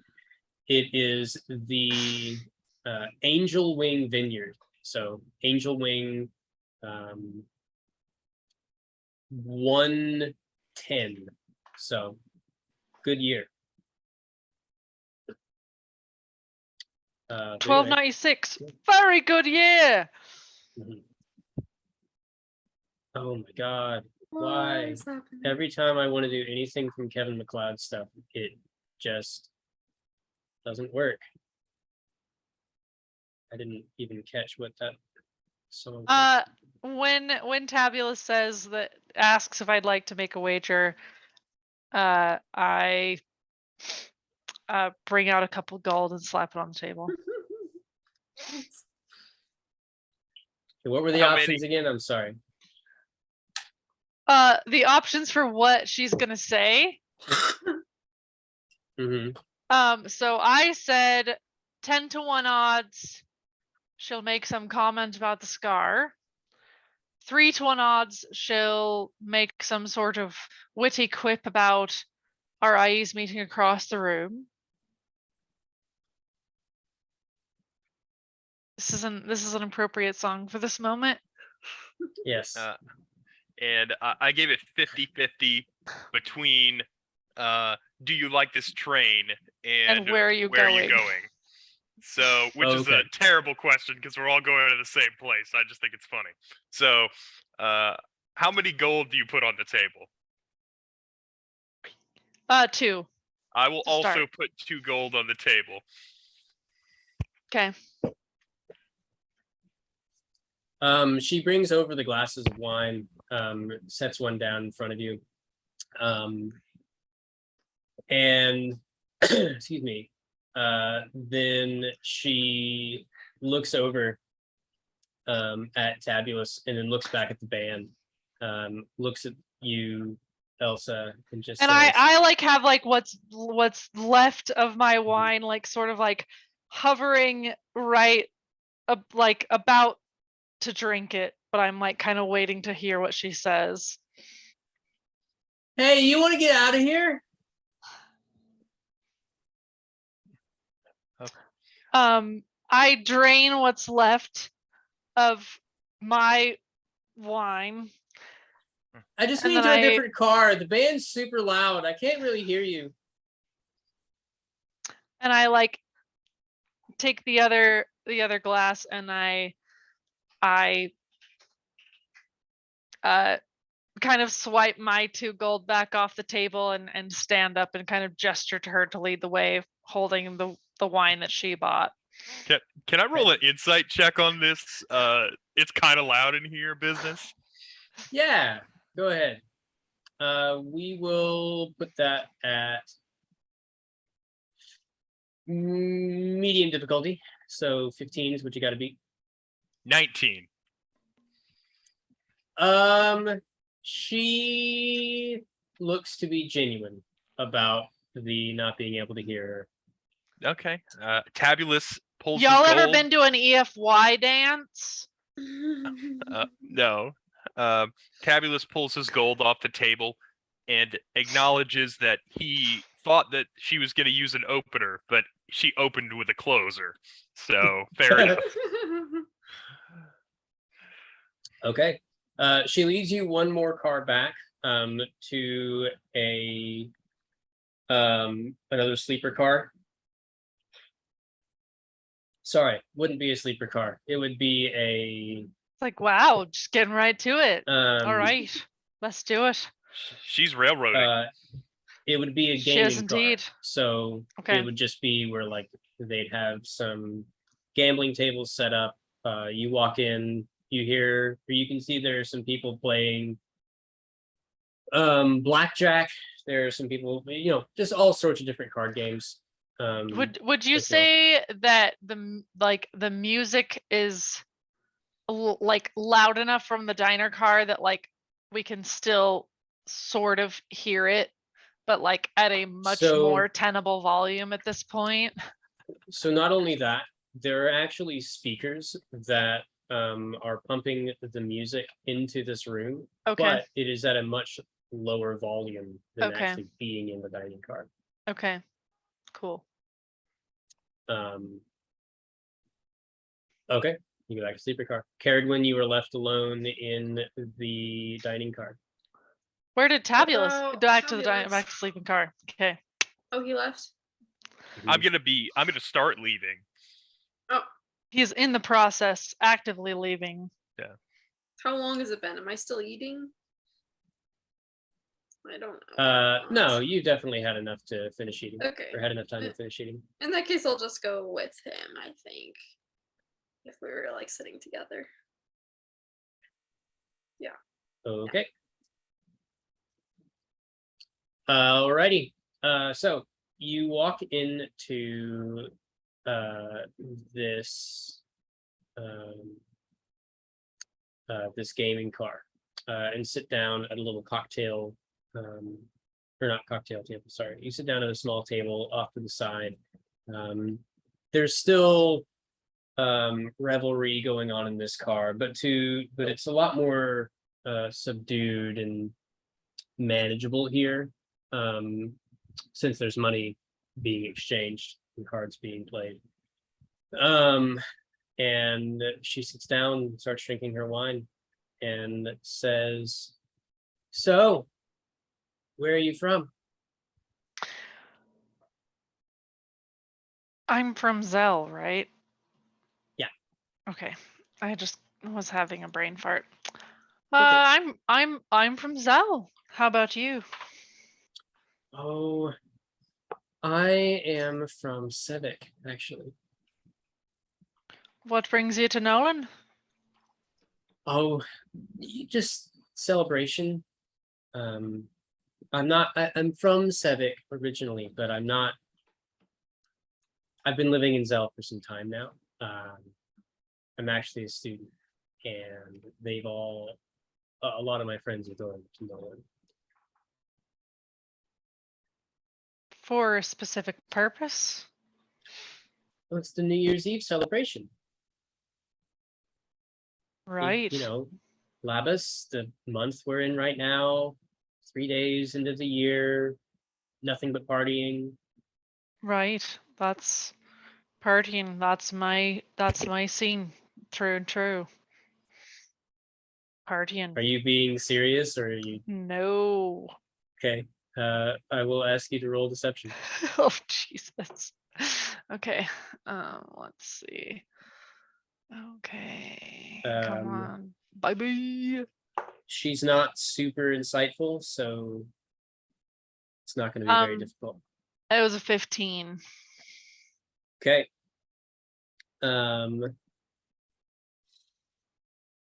Yeah. She says, "Oh, okay. Well, I've been to some great parties. I once, honestly, they're all kind of a blur. I tend to drink a lot, so but I mean, I know I've been that's to the some really that's good the ones. best way to enjoy a party, honestly. The more intoxicated, the better. Honestly, that's what true. I believe. But I'm To a excited to go to point, Nolan. though. I'm excited to go to Nolan. It's the first party I've been to since the Rending. I've I've heard um I've heard some interesting things about the town. I hear it's really small, kind of quaint, cozy. But have you listened to any of the news programs recently? They said that there's a dragon sighting up there. They said a black dragon, but I thought all the black dragons were dead. I thought all the dragons were dead. I try to keep up fairly well with the news, but I hadn't heard that. Where specifically did you hear that? It was on. Give me a second. It was on Republic Radio, the ARR, just yesterday. Actually, they were talking about Pirate Radio. No, they were talking about it in relation to the Year's End festival. So, Well, perhaps the dragon wants to party too. Never thought of that. oh man, that would be fun. Partying with the dragon. Maybe not a black dragon, but definitely dragon in general.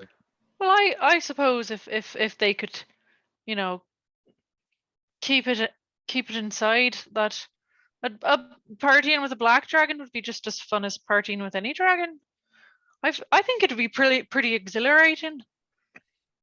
Kind of your life in hanging in the balance. Your party friend makes one wrong move and you're dead. Yeah. Quite thrilling, if you ask me.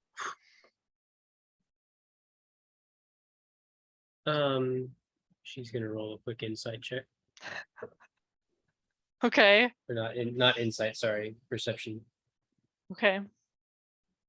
Or It's rolling something. So have you ever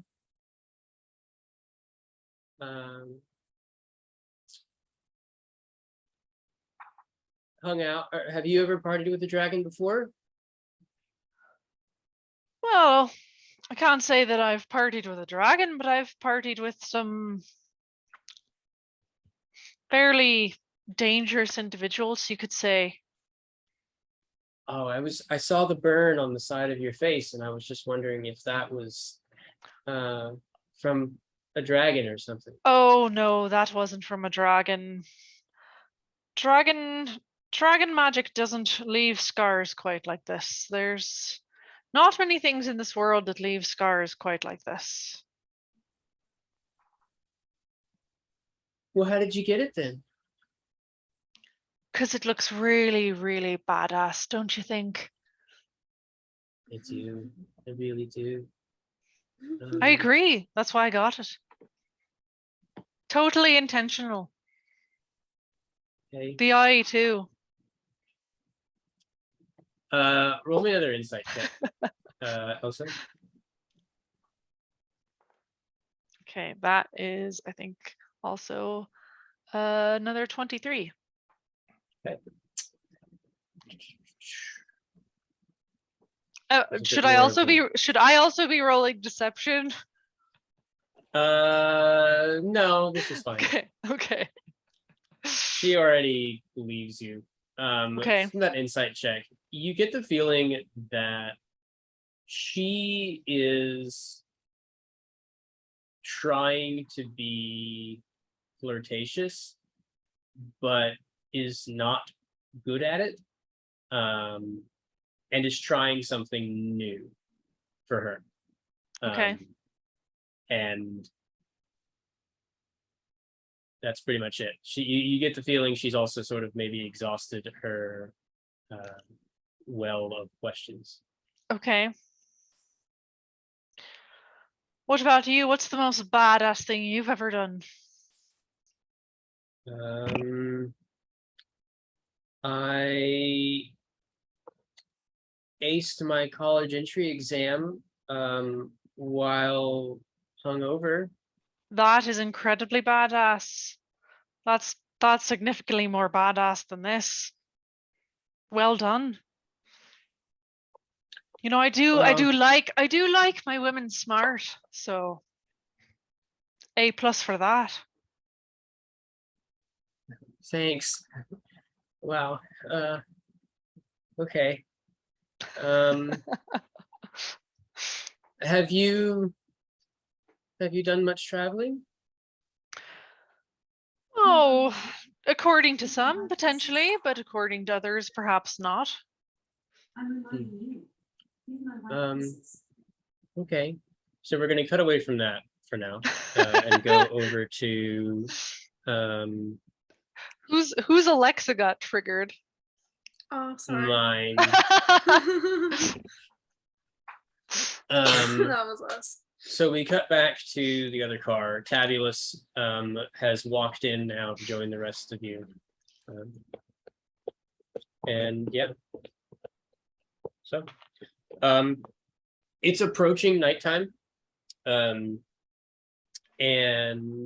let me change the music back to something a little bit more appropriate. There it is. And the speakers here are playing the KXRA Radio Zelgon, and are it's playing low enough that you're able to have conversations. But anyway, the conductor walks in from the dining car and comes and sits at the table with all of you. It says, So, how are you all doing? Having a good evening? Having a good time? Did you all get some food? I see some of you got some food. This is us Guy- in our own car, right? Mhm. Fabulous. Mhm. And this is the same car that Guy and Kurt are in, my understanding? Yeah, Okay. this is the sleeper Okay. car. Yeah, we're doing well. Very Well, pleasant doing so well. far. We heard the train must have run over something, but I imagine that's not probably happens somewhat often. Oh, yeah.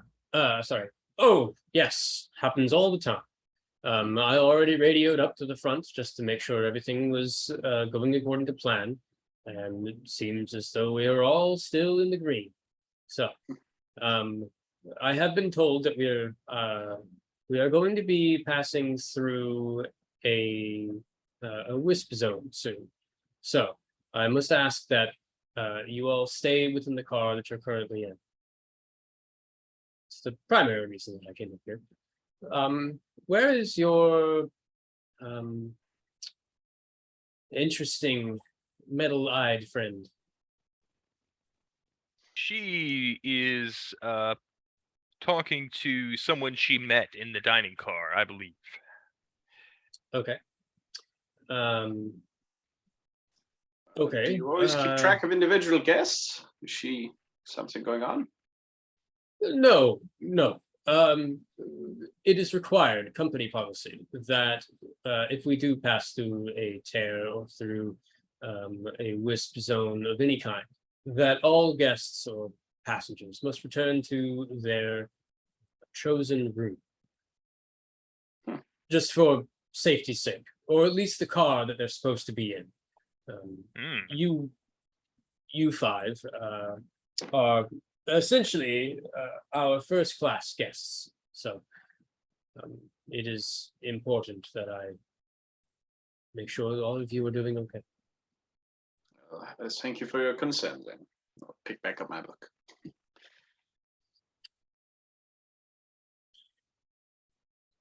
Well, I will go make the rounds, make sure everyone else is well, and I will make the announcement soon. So please just be ready. And he leaves. I'm going to say, wait. Before you go, Yes. here's my card. I got your card already from the bartender. Thank you very much. But I will be happy to pass this one along to him to replace the one he gave to me. And he accepts it and walks away. How many cards do you have? Uh-huh. Yes. All right. Okay. So there have been a few other stops every once in a while in the radio broadcasting that have been various ads for businesses in Zell. You also have noticed a few as well for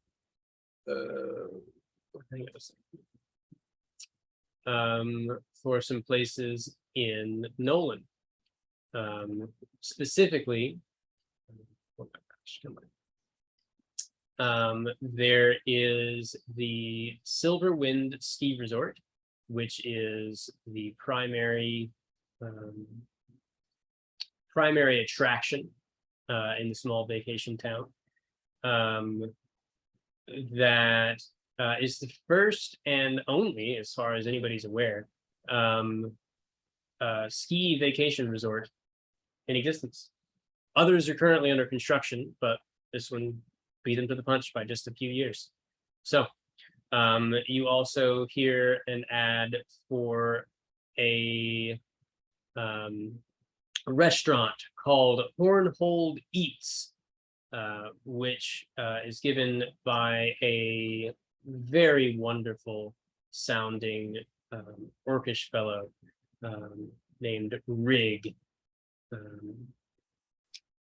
telling you that he's recently killed a new boar that will be on the menu for several weeks, seeing as how it was the size of a small house. And encouraging people to come eat it while before it goes bad, and it will go bad quick. Anyway, yeah.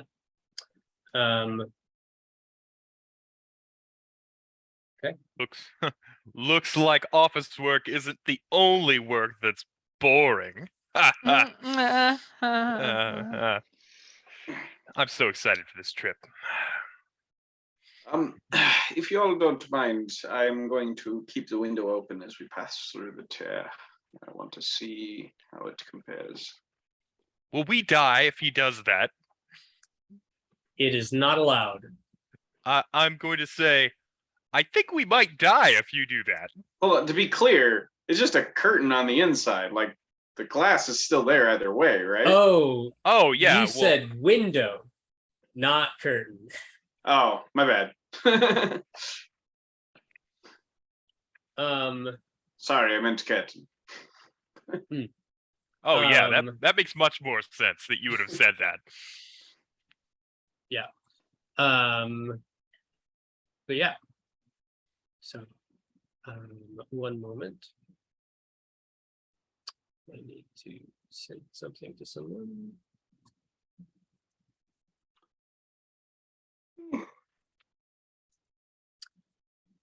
Okay. So, an announcement comes over the speakers that says, "Attention, attention, passengers of the good weather, please return to your cars immediately. We are approaching the edge of a tear, and as is company policy, we are required to activate the shield. Please return to your cars immediately." Elsa. Jen. I'm sorry, my brain is okay. You're good. So this announcement came over. We need to return to our sleeper cars individually, separately, or any old sleeper car. Considering this woman is very into you, how far would you have taken it in this booth, in this car right now? I mean, Elsa's always DTF, so. Okay. So you guys are down each other's throats at the moment when this announcement goes over the speakers, and she pulls away as several of the people start leaving, collecting their winnings, cashing out, heading back to their cars. And she says, "Well, maybe I'll see you in Nolan, or I'll see you again. We have another day." I certainly hope so. And I give her a wink. She and then I kiss walks her, away. And then I walk away. Okay. She holds onto your hand a little bit, lets it go as you leave. And yeah, you walk back to the dining car. You see Benson, and he's yelling at the band as they're collecting their instruments, heading back to their car. And he says, "Yeah, that's right. Get out of here. Don't make any more noise. Go back to your car. Get out of my car." As I walk past him, I'm gonna flip him a gold piece. It hits the counter with a cling, and he looks over at it and quickly you grabs it in one fluid motion, as though he does the old rag wipey trick. Yeah. And you walk back into the first class sleeper car. Okay.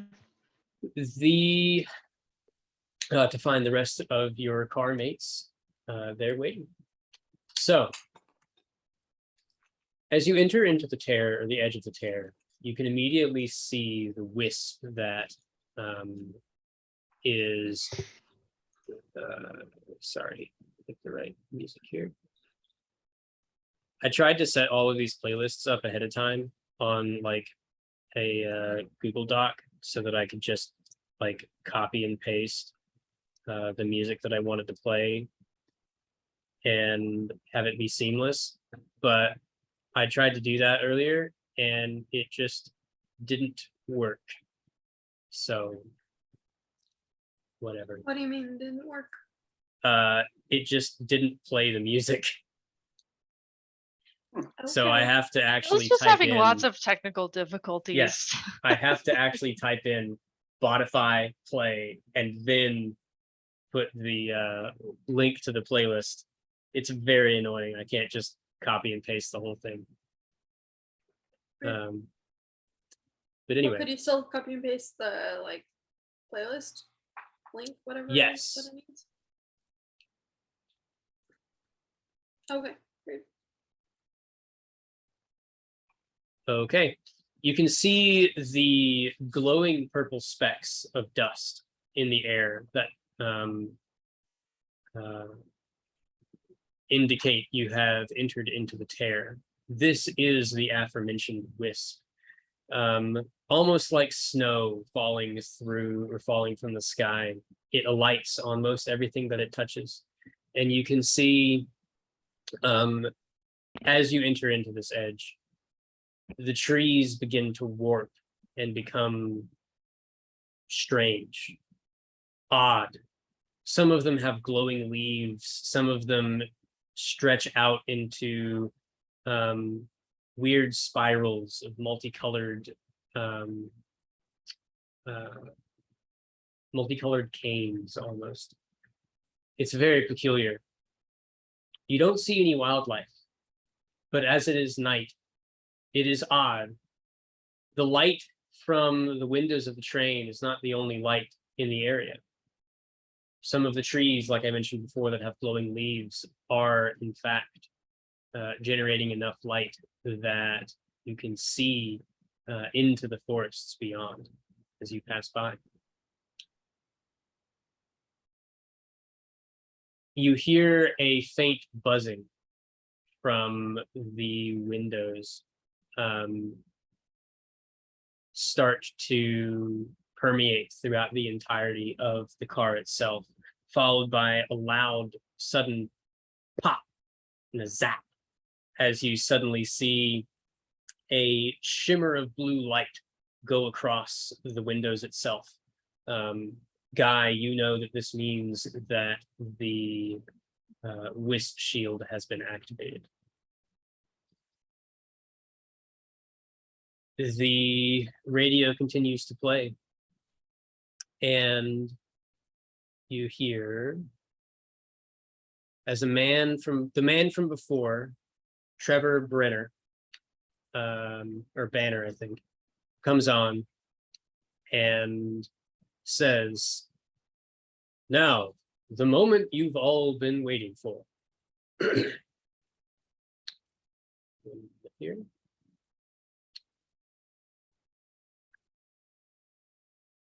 You hear some sounds start to echo in from the background. Sounds of chirping birds and crickets as well. And the deep voice comes on again and says, "When an evil army threatens the safety of Gardo, only one man has the courage to stand against them. Moonhammer, the Hooved Avenger. Tonight's episode, the Saffron Butchers." There's a quick musical sting as the episode begins, and you can hear the sounds of footsteps walking through grass. And a deep billowing voice says, "Good day for the Harvest Festival. Don't you think, Pudge? Can't wait to see my wife and kids again." Oh boy, Mr. Moonhammer, it sure is a beautiful day. I'm sure nothing bad will happen. I bet you're right. There's the sounds of them continuing to walk, and then you hear smaller footsteps running towards them, Daddy, Daddy, you're home, you're home. Children, children, yes, I'm home, and I brought a friend. This is Pudge. Hey, kids. Good to meet ya. You can hear the sound of Pudge putting his hand through the hair of the children, and then suddenly you also hear a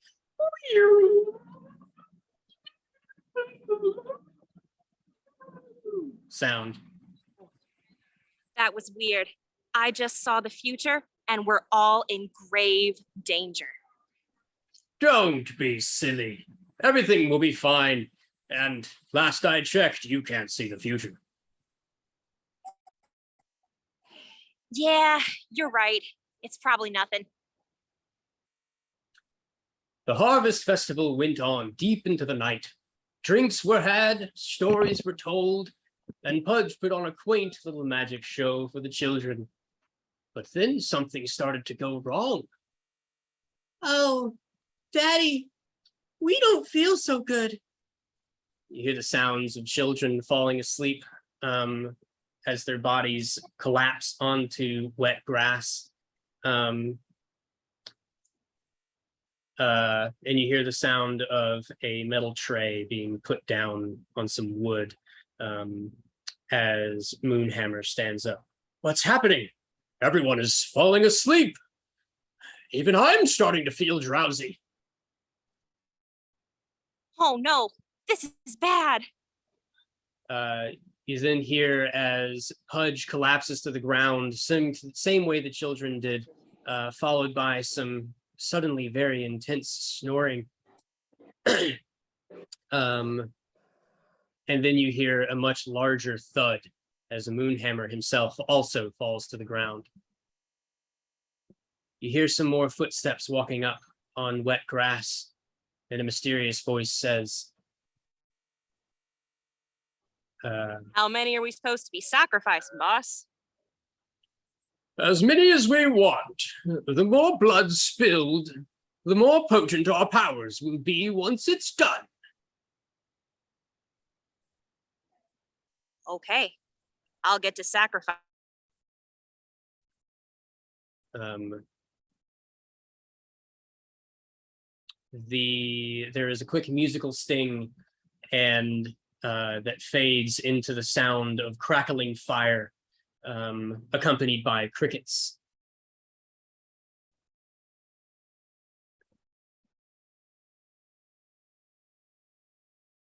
Amber, that's you. Moonhammer, wake up. What happened? How long was I out? Sorry. What happened? How long was I out? About 2 hours, Mr. Moonhammer. Just long enough for us to perform most of our ritual. I'm glad you're awake to be the final piece of the puzzle. Oh, gods. You monster! I'm going to make you pay. I'm afraid you won't get the chance. You three, get him onto the stone.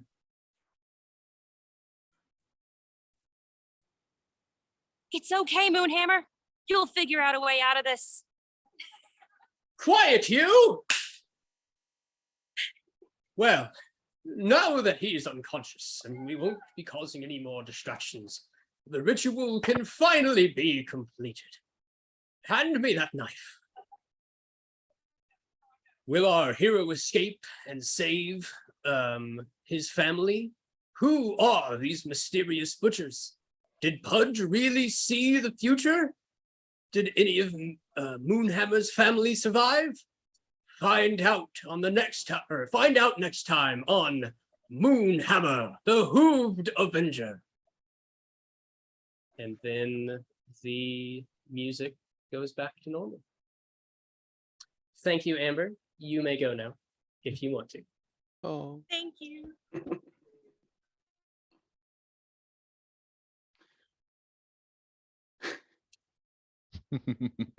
Oh, I don't know what I just listened to.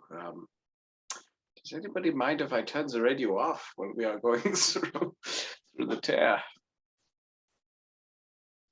That's fine by me. And I look to Win, Elsa, and Pavulus. I have no preference, honestly. I mean, I kind of like the music, but you can turn it off if you prefer. I'll just turn it down.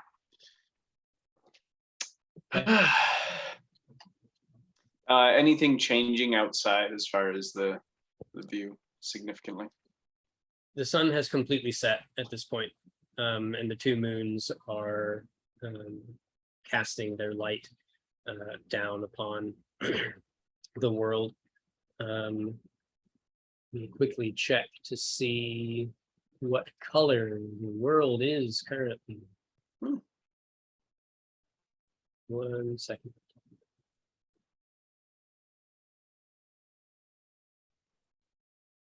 Come on. There it is.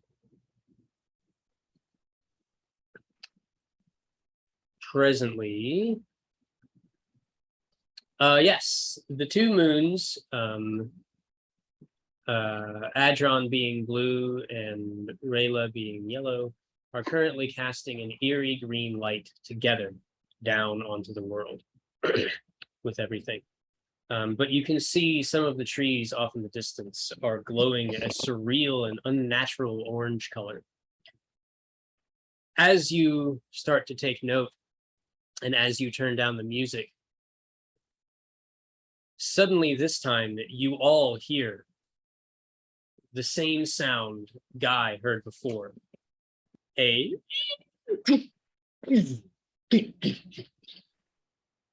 Except this time, instead of everything going back to normal, it is followed by some very abrupt and loud screeching.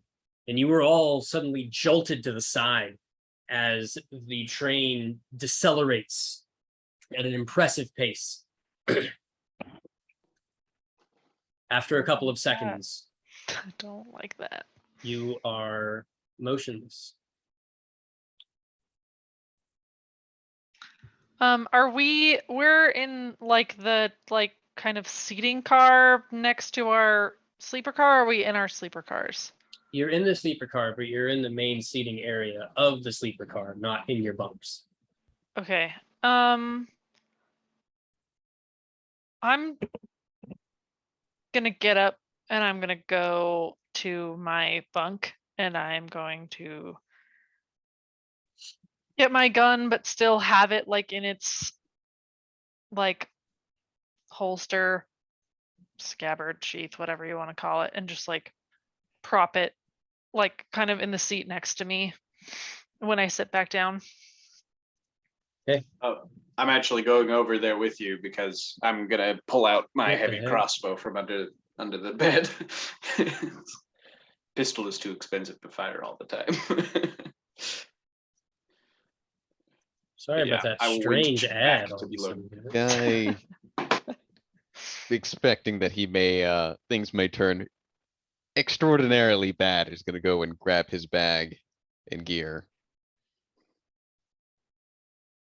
And it's gonna start is trying that? to mentally prepare for potentially having to walk through the tear to make it to Nolan. Die. How dark is it in here? It's still light. The lights are still on. Lamps around, but also there's a sort of an overhead light as well. However, as you return back to the seat, or as you all return back to your seat, you watch as the light begins to flicker and then goes out. So now all you can see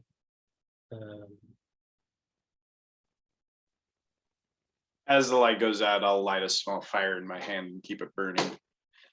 So I at least will our compartment is lit.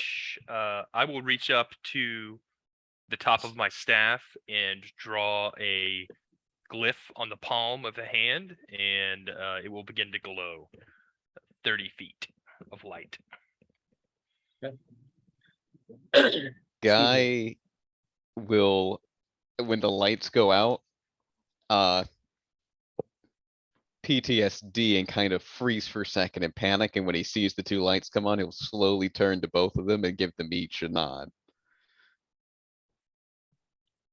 Tabulous, I don't suppose you have any magic that could find out what's going on.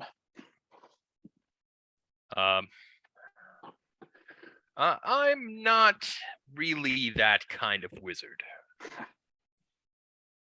Okay, so Can we like, can we tell if this, like darkness is just like because the lights are going out because there's something with the power of the train, or is this potentially like magical darkness? It looks to be that the lights are going out because the power and the train is gone. Okay. Okay. On that note as well, Guy, you hear a sound that you have heard before, the sound of powering down crystals.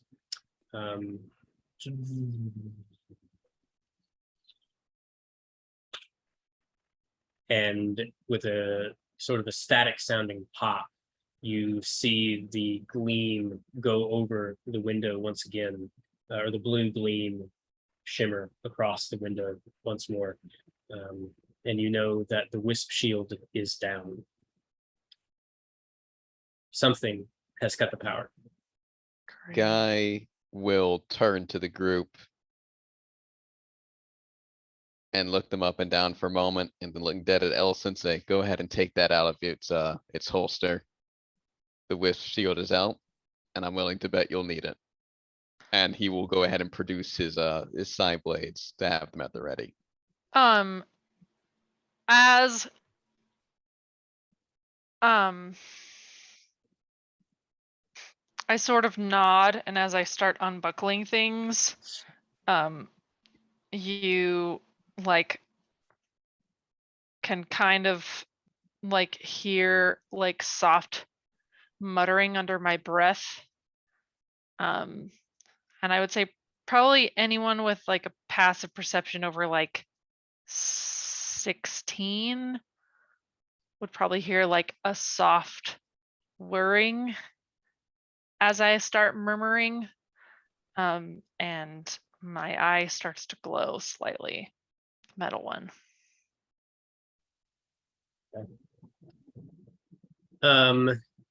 You hear from the door at the front of the car some shouting.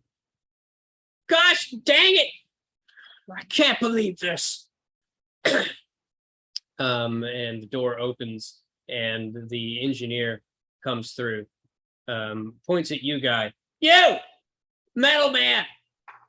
Voice and head speaky person. Yep. You're made of metal. You know anything about trains? Not because I'm almost made of certain metal. that's racist. That's certainly presumptuous at best. But he's not wrong. And Guy's gonna start walking forward, and he's gonna look back at the group and say, oh, and since he mentioned it, and I'm gonna go ahead and psychic link the group present in the car, minus the engineer, and say, keeping in touch. If I see weird shit, I'm gonna tell you. You see weird shit, you tell me.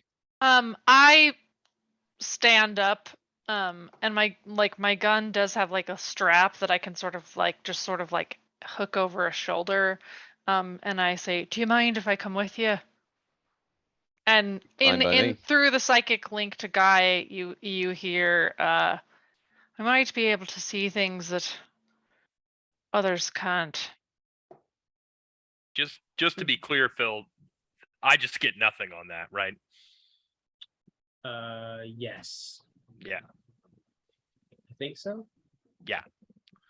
Yeah. Yeah. No I'm not psychic sure what link you're for referring me. to. Oh, Ah, why? Can't remember. Um, You can message me if you want. if I text you, will it just go to you? Yes. So yeah, I'm going guy to will- think into the Anyway. psychic link reverse walnut just to see if it works for me. Why would it through Um, the link? Why? What is a reverse walnut? Just trying to test if this thing works. Sorry. Yeah. No. You're Why good. why a walnut? You're right. You try to connect to Tabulus, but it's almost as though there's a barrier keeping you from speaking into his mind.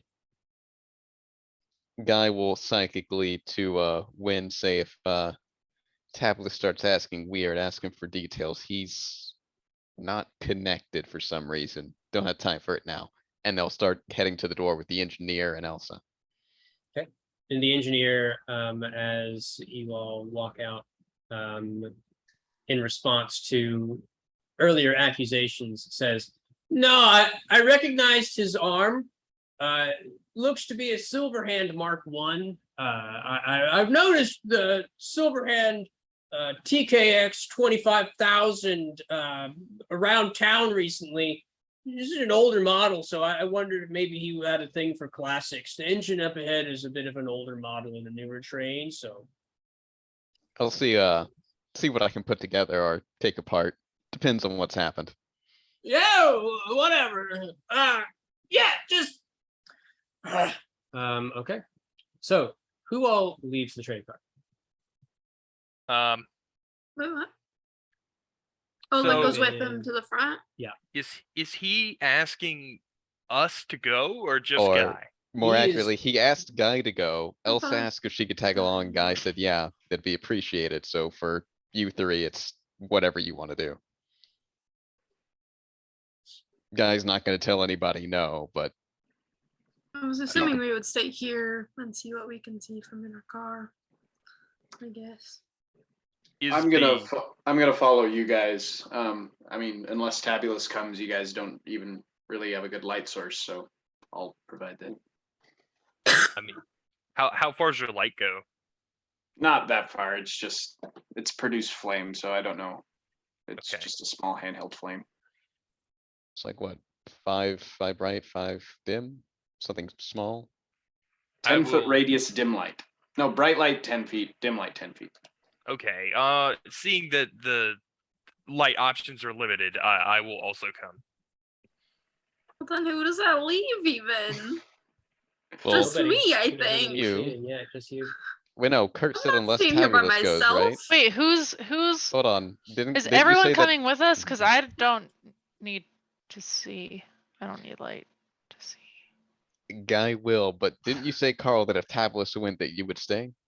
No, I said if that unless Tabulus came, then you would need a light source. But Ah, I kind of want to see what's going on anyway, so. okay. Well, if everyone's leaving, then I'm gonna run back to my room really fast, grab my staff, and come with. So you all And- exit through the front of the train I'm car. not staying. By Can I like speak through the psychic link like specifically just to Guy, or is it with everybody? I'm gonna make the Let- ruling that everyone can hear you. Okay.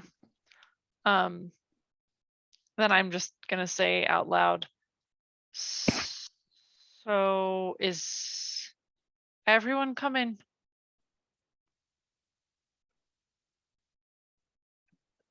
As someone who has a bit of information on the things that live in this place, and I'm going to gesture out the window, it is probably a good idea to not be caught with a small group of people by yourself. Fair enough. I am no stranger to the tear, but I appreciate the sentiment. And it's not unwise. I used to process the injury reports, so I'll be with the group. You exit through the front door of the car, out into the wilderness. Looking off to either side of you, you can see twisted, mutate, alien-like landscape. The trees look very bizarre. There's a few of those, orange glowing trees as well. that looks so bizarre. It's almost like having an entire tree made of candles, that's interacting with the wisp that's around it, causing it to change from its ethereal, normal, purpley blue color, into this candlelight orange, that you see these trees emanating. The first thing you notice immediately is the massive spider webs covering the ground, as well as the track. If anybody cares to hop down from the train car onto the ground itself, or at least looks over, I'll hop down. you can, okay, you hop down. You see where it looks like there is a dead spider, a giant spider, roughly about your size, brown, spiny, but it turns red further down its feet. And they are not the general like spider feet that you're familiar with. The red extensions from the individual legs almost seem to have formed into hands, humanoid-like hands. The good old Harkonnen spider, if you will. Sure. Do I notice anything when I look at the spider webs? Yes, you actually see some of these webs extend into a different plane. In fact, they extend into the ethereal plane. Okay. Oh. And Kurt, you notice the spider that's under, or that has been squished in between the wheels, seems to have been wrapped up in its own web, if that makes sense. And the web is gumming up the rest of the wheels along the way. And yeah, Guy, you walk into the engine and you can see this electromechanical contraption in front of you. First generation Schlauss motor, antique by any standard. Why it's in such a new looking train, you have no idea. But it is one that you're familiar with. Some of the different flying contraptions that have been constructed in Mir recently have been using this as a base print for their construction. Okay, So, I'll go ahead and sit my bag of tools down and start picking through it, see if all the parts are good. If something's out, see if I've got a replacement or a way to do makeshift something to get it going. okay. Roll me a quick percept or an investigation check. Which, give me just one moment here. If you are not proficient in investigation, go ahead and add your proficiency bonus since you are proficient with smiths and tinkerers tools. Alright, so roll plus and you are 3. mechanic. It's gonna be a 22. You immediately diagnose the problem. It seems as though the strain of suddenly braking because of the obstruction has caused some of the gears to crack and be destroyed. It looks as though they do have some replacements on hand, but it is going to take time to fix. However, the other good thing is the electro-archonic side of the mechanical engine is totally intact. Simply by replacing the fried focus within, you can get at least the lights back on. Alright, we're gonna prioritize the lights and hopefully that'll also kick the wisp shields back in for the other cars. Then we'll get Okay. to work on the engine. And I'll relay that to the group through the link and ask that they relay it to the engineer as well. Okay. Who says it to the engineer? Mariah, Not you think? Tabulous. Tabulous is immune to psychic links. Nothing. Sure. Just making sure you're I'm paying Listen. attention. Yeah. Okay. You said to say Um, something to the engineer. I just didn't hear what exactly. Telling the engineers that it's a simple fix for the magic side. For the physical side, I can fix it, but it's gonna take some time. Okay. Phil, can I begin using Ray of Frost on the spider in an attempt to freeze it? Sure. Well, this is the dead spider. Yeah. Mhm. So, sorry. Before you do, I was on the ground next to it, and I happen to have a poisoner's kit. So I would like to open my briefcase, take that out, and try milking the venom glands of this thing. See if there's any left. Wow. Okay. Gross. Roll a survival check for me. It'll be, since you have the kit, it'll be easy. Okay. Cool. Survival. Does this have anything to do with Fey Fiends or undead? Nope. Ooh, 17. Okay. Yeah, you successfully managed to milk the spider before it is frozen by Ray of Frost. As I'm doing so, I'll answer Guy's question of if anybody can relay the information. Like, I'm sorry, I'm somewhat busy. Could I catch up with you on that? And I'll be milking the spider. I'll also be glancing at the web to see how far down they go. That they're stuck to this train.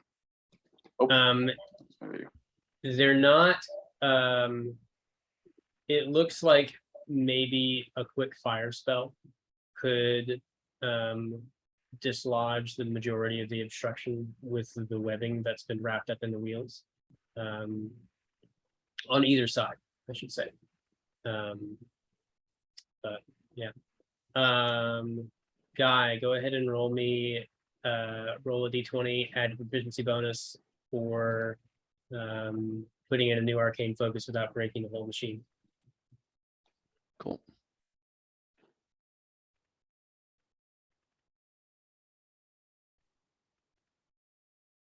That is coming out to 11, so give me a second here. I'm gonna use a side eye to add a D8 to that. Okay, good choice. We are adding 8 to make it a 19. Very good choice. All right, you needed to beat a 15. So, all right. It's a little dicey for a moment, but you managed to slide out the old crystal and put in a new crystal. And as you do so, the electro-organic side of this machine begins to glow and surge back to life. The engineer says, "Oh, that's good. At least we got lights back. It's gonna take a minute for that shield to come back up, though. It's got to charge. Hey, if you could maybe like help me or tell me what to do, I'll help you fix the engine a little faster."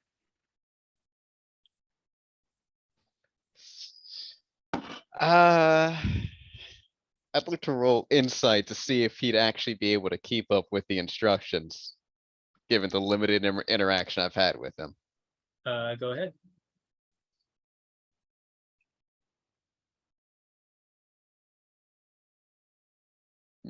Comes out to a 12. Yeah, you think he'd be able to follow along.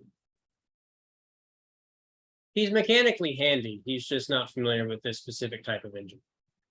Yeah, guy will take a moment to stop, and we just have to worry about dropping anything and lean back out and say, "Yeah, come on up," and Okay. start walking him through it. It will take you a full minute working together to do this. What are the rest of you doing during this time?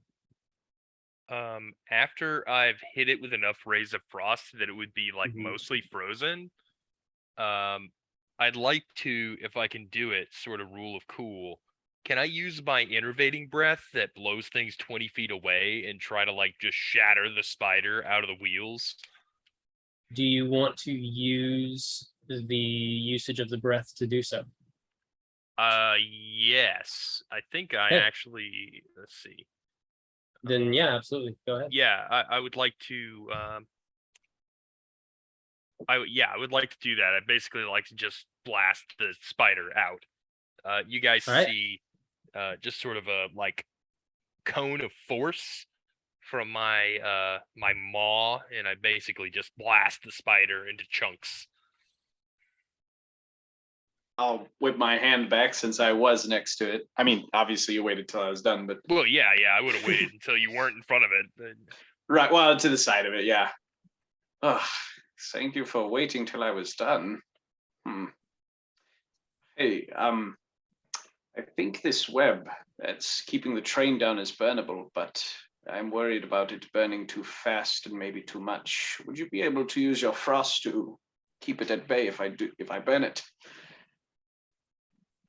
How much webbing is left after dislodging the spider?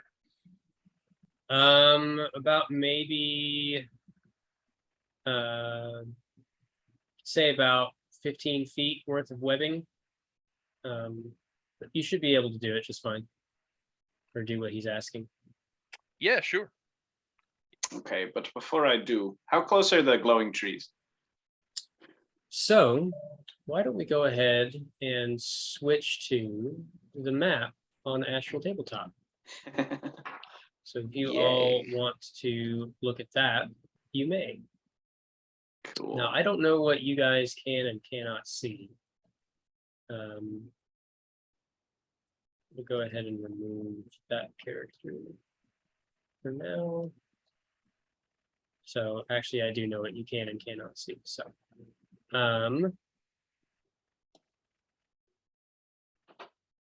So, everybody put yourself where you want to be at this very moment. Everybody who's paying attention. Are we not still on the train? Oh, are we outside the train trying to fix the wheels? Yes. Where was Big Spider? Yikes. Big there's the Spider train right here at the bottom, I'm was guessing. right about there. Okay, so I guess I'd be like here. Yeah. I thought Kurt was the only one who actually hopped off the train. Am I wrong about that? Anybody Yeah, else could have I'm done like it. standing Fine. on the edge of the train and I'm just like looking out in like to see like what I Can't can see as far exactly as I can move see. myself. Yeah. I feel like You can't move yourself?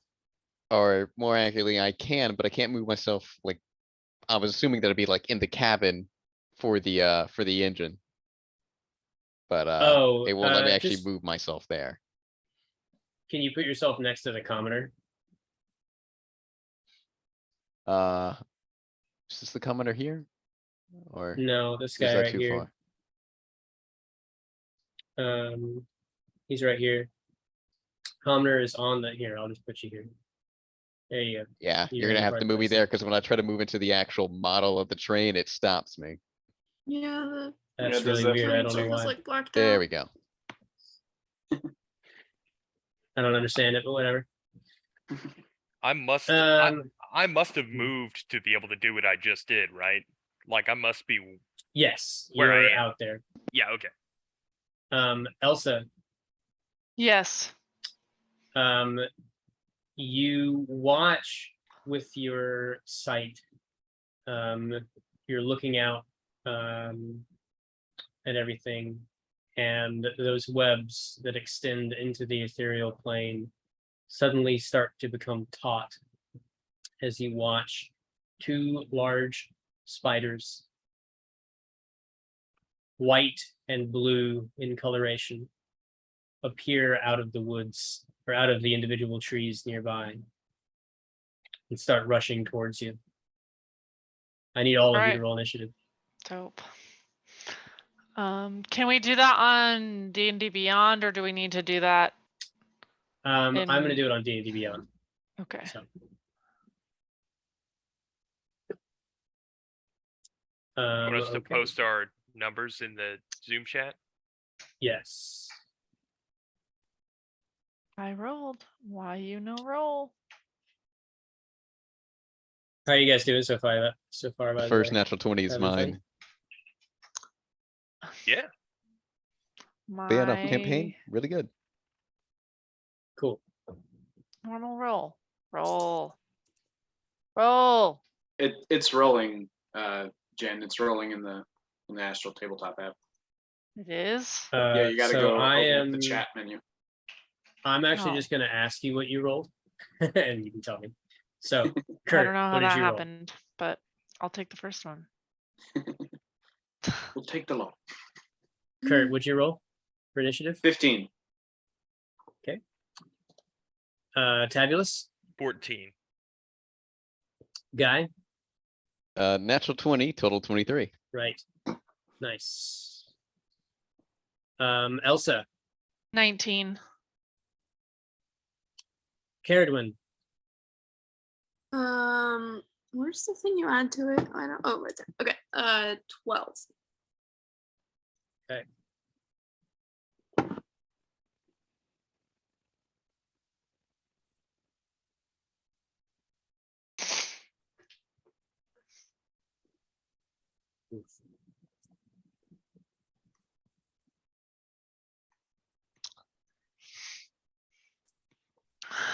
Good battle music.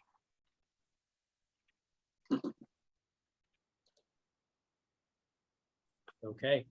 So, Guy, you are presently indisposed as you are, excuse me,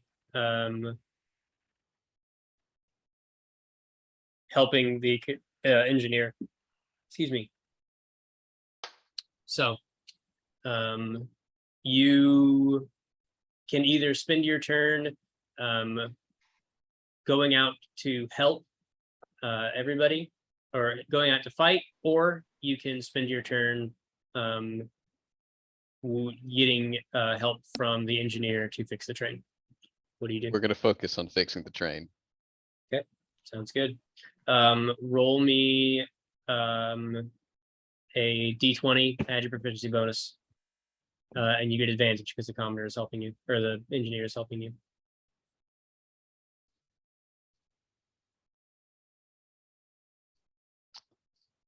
Let's see.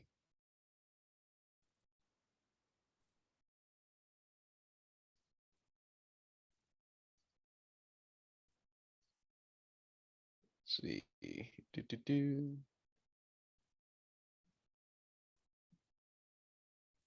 Wow, that comes out to a 10, which is not great. We're gonna use another psionic die to add a d8.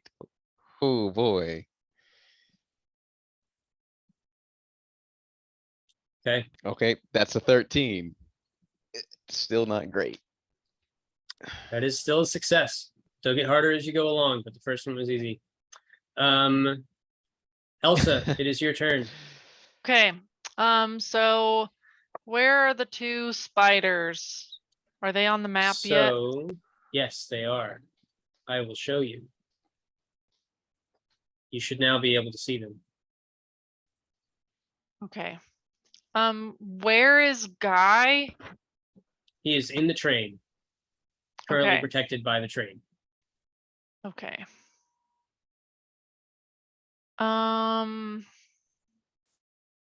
Tabulous isn't in between me and this spider, right? I can get a clear shot at this spider, correct? That's right. Okay. The spider, however, currently is on the ethereal plane. Okay. So I'm gonna, is the other spider on the physical plane yet? It is not. Okay. But you can see, since you have 120 feet of vision, you can see there's 5 other spiders in the woods that are just standard giant spiders that are all headed this way. Okay. How far away are those spiders? Let me show you. Okay. Is there a way to like measure?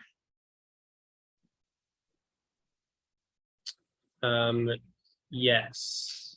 Well, it's regardless, it's less than 240 feet, so. Yeah. Because I am up on the train, like on the back of the engine, am I up high enough that Kurt is not in my way between giant spider Yes. number 2? Yes. Okay, but they are on the physical plane, correct? Yes, they are.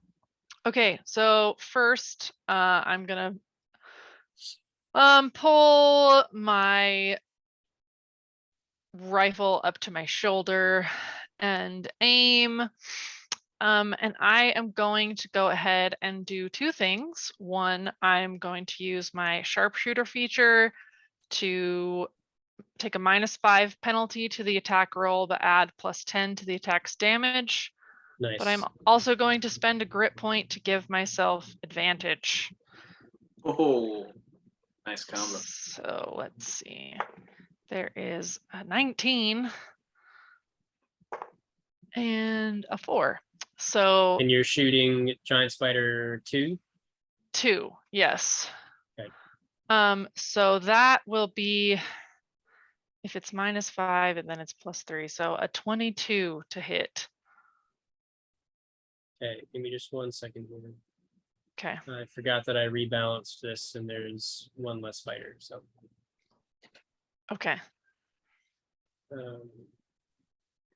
We're gonna I'm get rid of really that hoping one. a 22 hits. 22 definitely hits the spider. Okay. Yeah. Okay. Uh, So Pierces through it with an explosion of guts behind it. is it dead much or am I damage did you rolling do? for damage?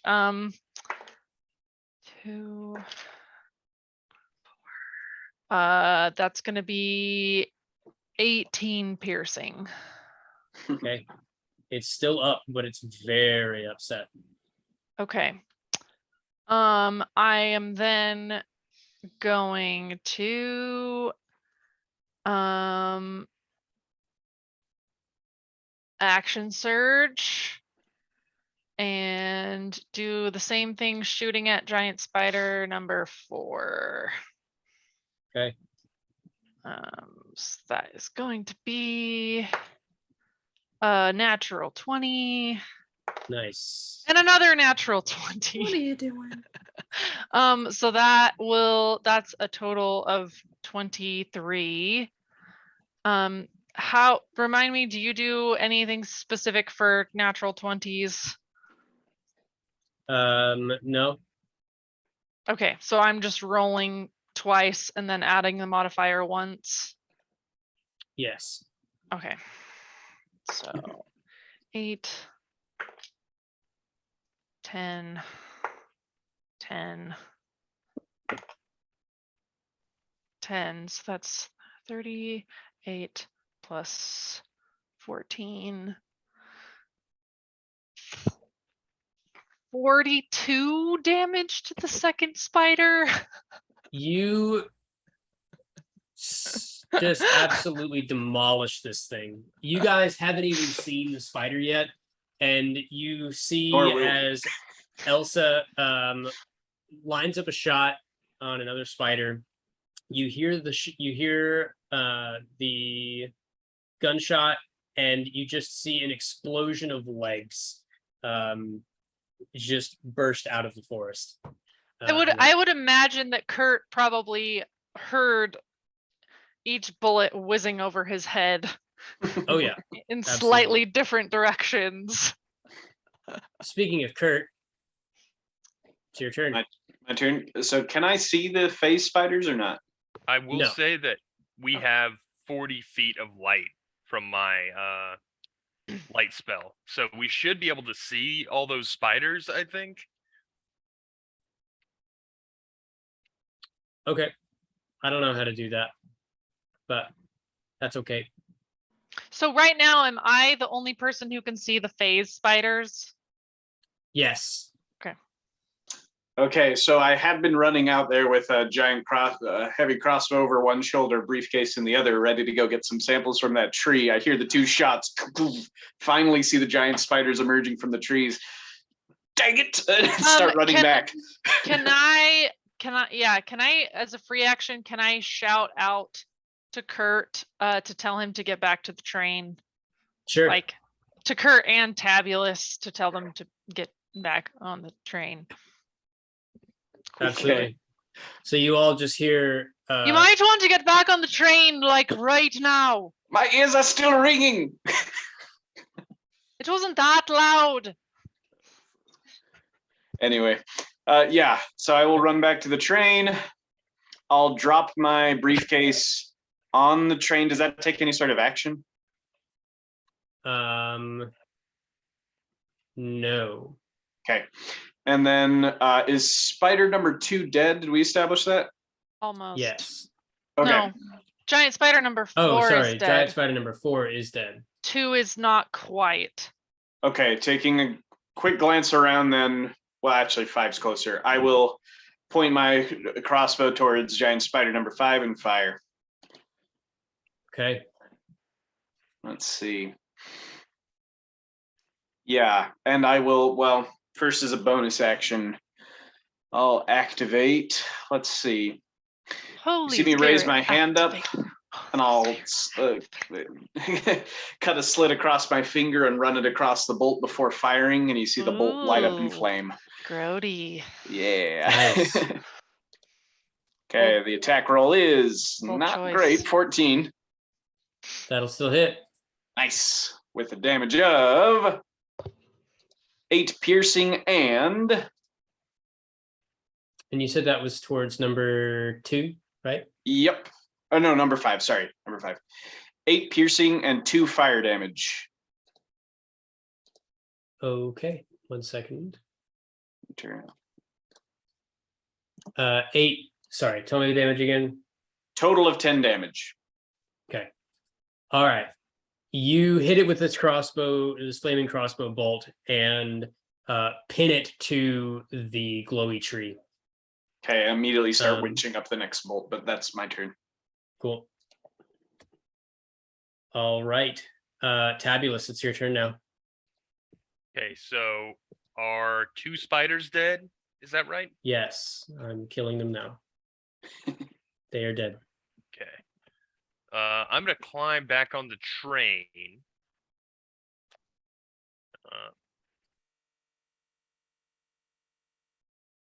Okay. And then let's see, that'll put me. I'll move to the left a little. I Are can you move moving myself. yourself or am I Okay. moving you? I'm back on the train here. Let's see, that puts me 1, 2, 3, 4, 5, 6. Wait, 1, 2, 1, 2, 4, 5, 6, 7, 8. Let me see what I have here.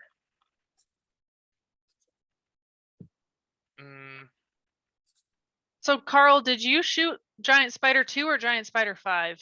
Or both? I said 5, but 2 works. It's fine. Oh, now, sorry. now My bad. it's dead. So Yeah, it's fine. Yeah, I will. I'm gonna Ray of Frost the last giant spider. number 1. There are 2 giant spiders left. Oh, There's 5 and there's 1. Yeah, he can't see that. Okay, the other ones. So you can. well, number 5 is the one that I'm doing. There's Okay. a tree between you and number 5. There is I a don't tree know if between you that- and number 5. It It would give it partial cover. Could I just move to the right until I'm free of the tree? Then Sure. I have the movement for that, so I'll go ahead and do that, and then I'll do the Ray of Frost. So that's 20 unnatural. That's a hit. Nice. So 10 damage. Nice. Very, very solid amount of damage. Your ray of frost scorches out, or it's not scorches, sorry. Hey, it could be one of those things where it's so cold that it's hot. It happens. Fires out across the land, emanating a blue glow as it does, striking the spider in the abdomen. Striking the spider in the abdomen. And you watch as the ice crystals begin to form. And right as you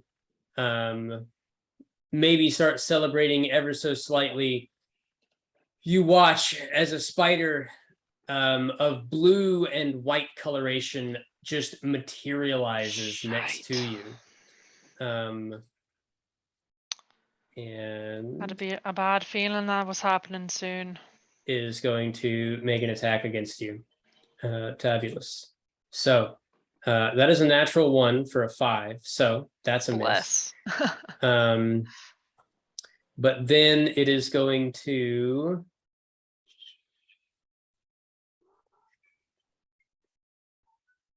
let's see here. It is going to do 5, 10, 15 feet of movement and get on top of the train. You do get an attack of opportunity against it if you so desire. Is that me? Yes. No, Ah. to Alex. Okay, let's see.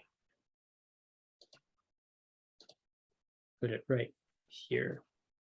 I'm gonna go ahead and say that I'm not going to do an attack of opportunity. Okay, sounds good.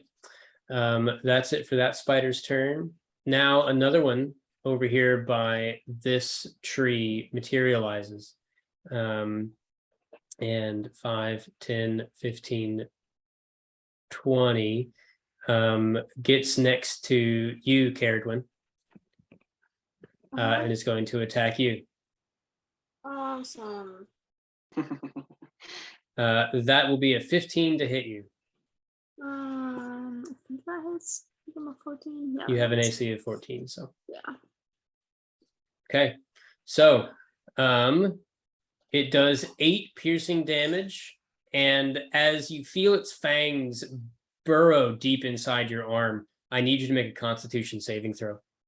Awesome. Is that the ones at the top? Like the very top of the character sheet? Yes. I always forget. Okay.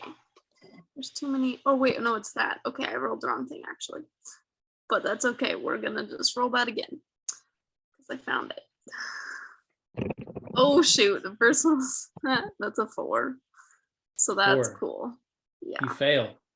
You take 17 poison damage. Oh, shoot. Oh, Um, the original damage you said was 8, right? Yeah. Sorry. Okay. And then 17 poison. Mm-hmm. Awesome. Yeah, I'm not looking hot. This is not going very well. And the spider stays there. It is now your turn. Oh, good. I am going to cast Ice Knife. Don't forget that you can turn into animals I know. that have a lot more HP than you currently have. Oh, that's true. And Ice It Knife did not take does this a damage into splash of account when I was damage planning my around turn. its target. Yeah. Don't. Wait, I did actually want to ask what things are left and what can I see, because I'm a bit confused about which spiders are what and what's where. So all No. spiders are visible now to Okay, you. so just 2, 4, and 5 that I can actually see. Yes, there's also, so there's giant spider 1. Giant Where's spider that? Oh, is that the one 5. right next to me? I forgot about that. Yes. Okay, I also didn't take that into account when planning this turn. Okay, maybe I will do something different. Sorry, guys. Okay. All good. There's a lot going on, and you're playing a new character for the first time. So Yep. it happens. So I'm going to. Oh wait, though. Doesn't it take an action to do Not- wild shape? Not if you're a moon circle of the druid. moon, which is what you Oh are. right. Okay. I need to get all of the description of that in one place somewhere. It's okay. Yeah, Let me see moon if druids, you can wild shape as a bonus action, and you can wild shape into higher Okay. CR things. Yes, I remembered that part.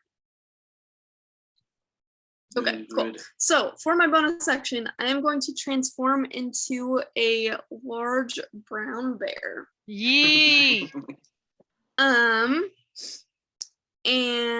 that lets me attack twice, I think. Yeah.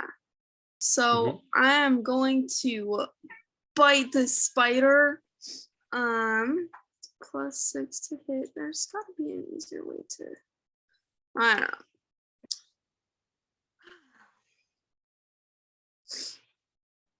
So that's going to be a 14 to hit. That'll hit.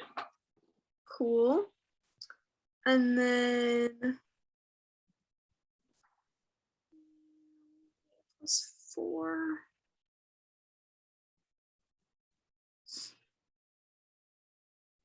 Okay, so that is 12. I think it was piercing damage. Yep. And then with my claws, we'll do some more damage. 6.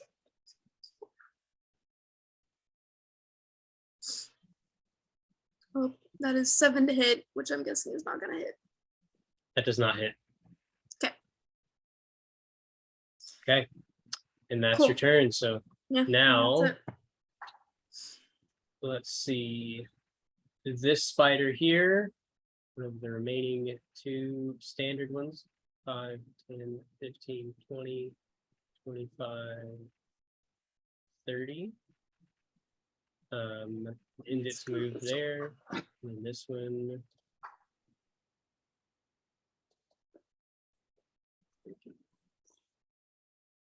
Yeah.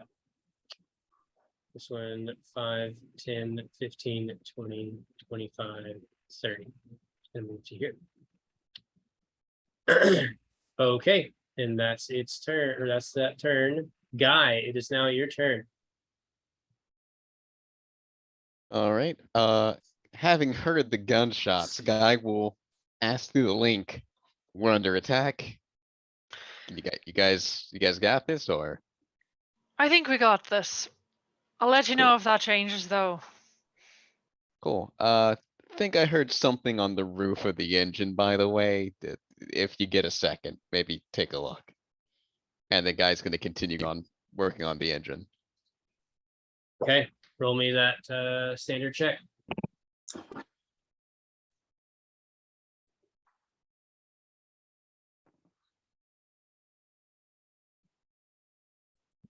And that's gonna be a 15.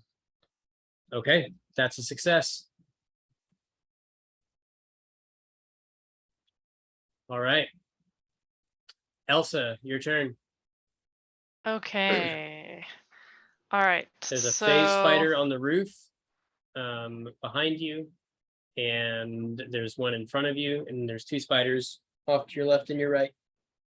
Where is this phase spider on the roof?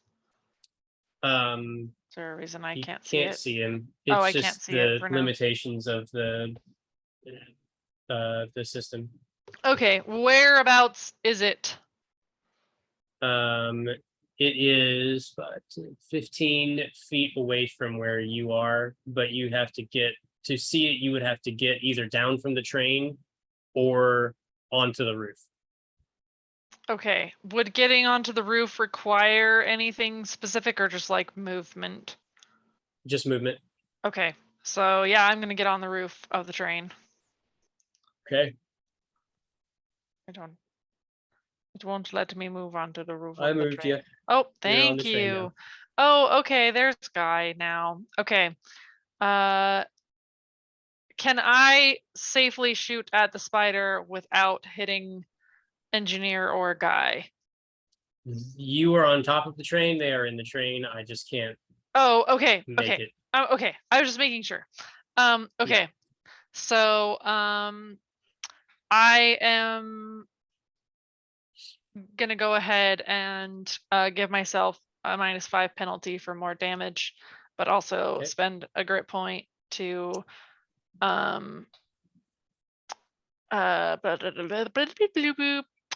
give myself advantage.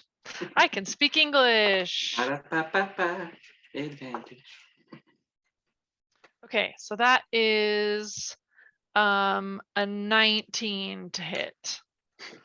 That will hit. Okay, so that will be 4, 7 plus 14, 21 piercing damage. How much did you say? I'm so sorry. 21. On that spider. Yes. Okay. Nice. Yeah, it does not look happy. Okay.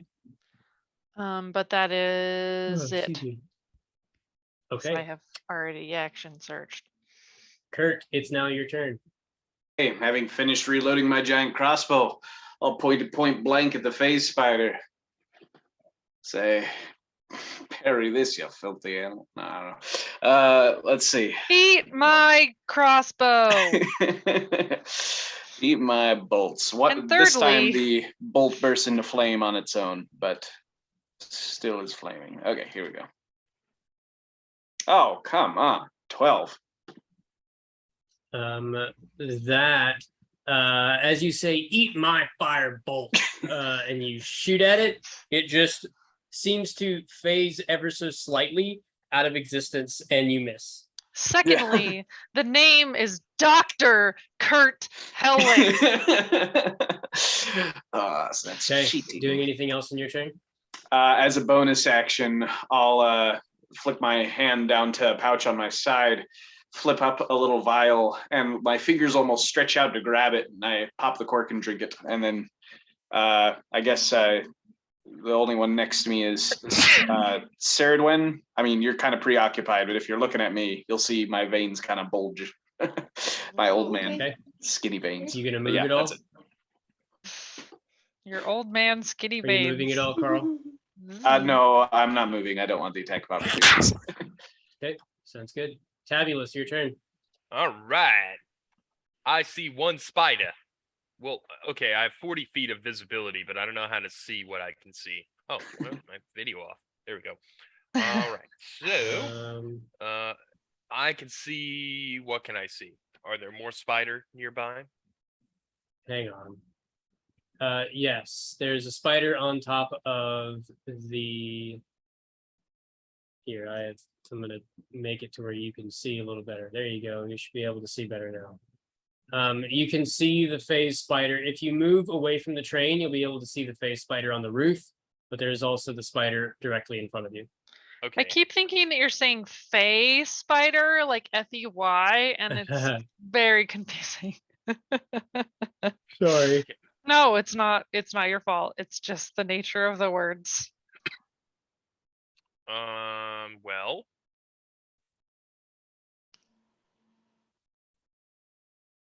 Okay. I guess I'm going to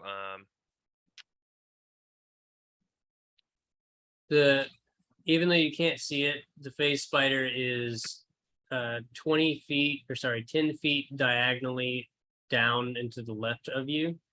okay. And we'll say about 20 feet or 15 feet up. So Okay. you And could is that- definitely hit it with a spell. Is that one been damaged already? Yes. Okay. I will shoot I'll shoot a ray of frost also at that one. Okay, go right ahead. All right, that's 27 to hit. Hopefully that will hit. That definitely hits.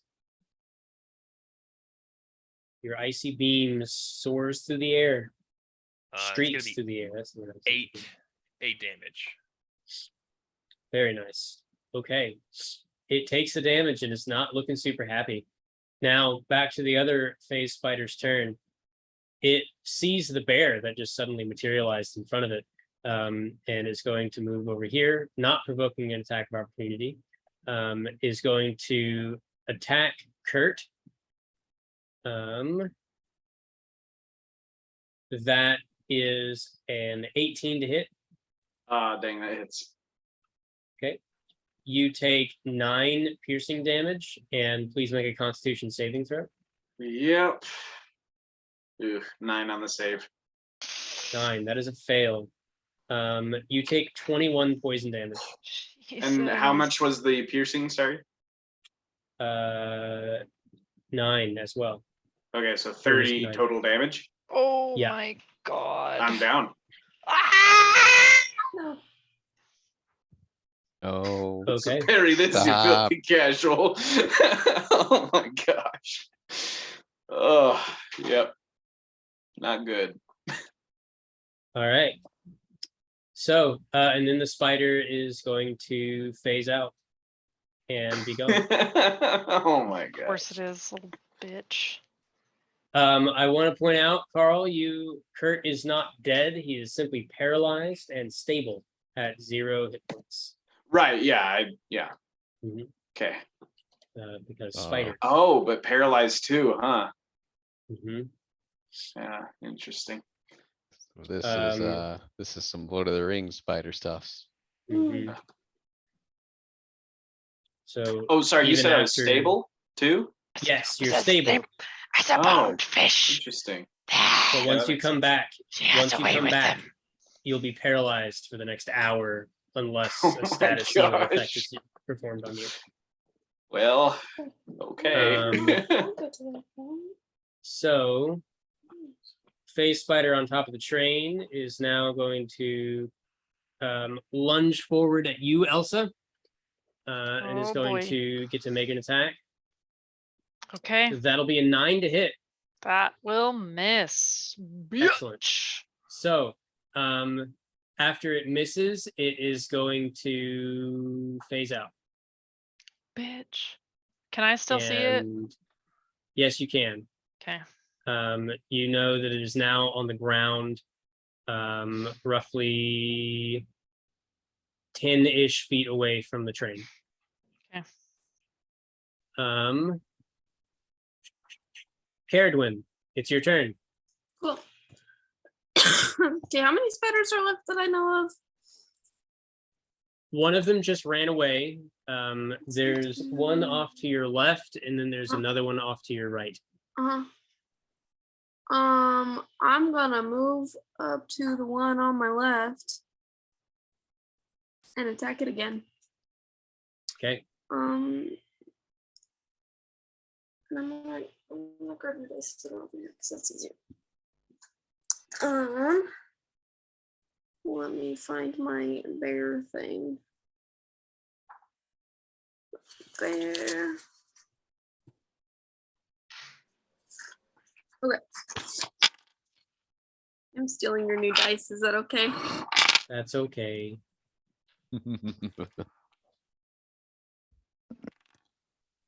Oh shoot, that is a 9 to hit 9 does not hit.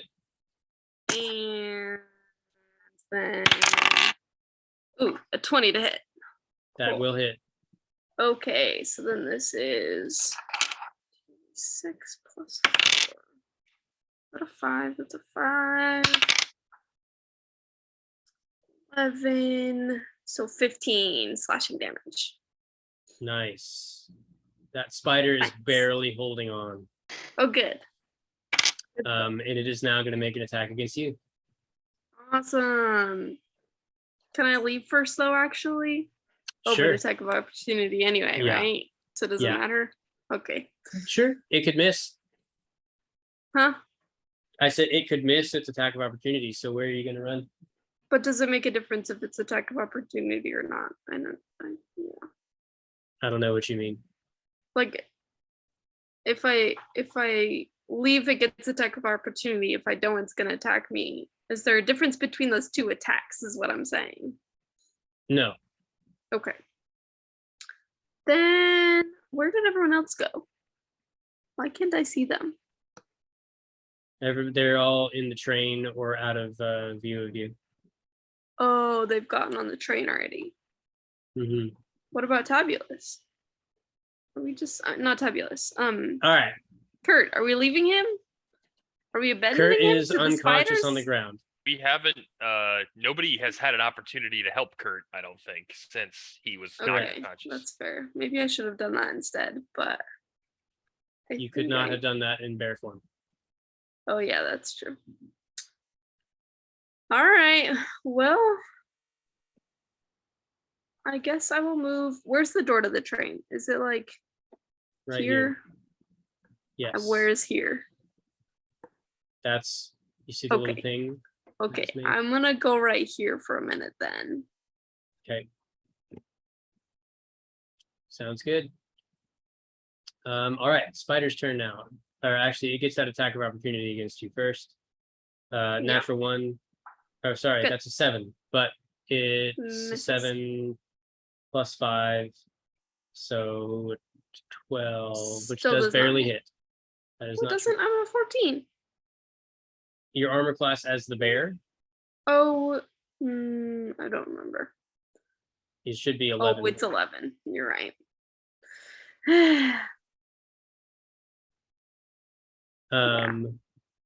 We are gonna be done soon, Jim. Okay, Sorry. how soon is soon? That's a good question. Only soon. Like probably one Oh, more that round of means combat. nothing. Soon Okay. could be an hour. Okay. Probably one more round of combat. Okay. Okay. Okay. Okay, so spider attacking you, attack of opportunity, the 12, it hit. The damage is 6 piercing. Okay. I need you to make a constitution saving throw Okay. using the bear's constitution.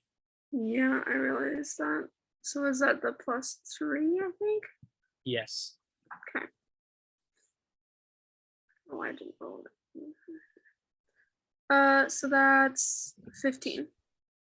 Okay, you succeed. You take no additional poison, or you take half the Cool. poison damage, so you only take 2.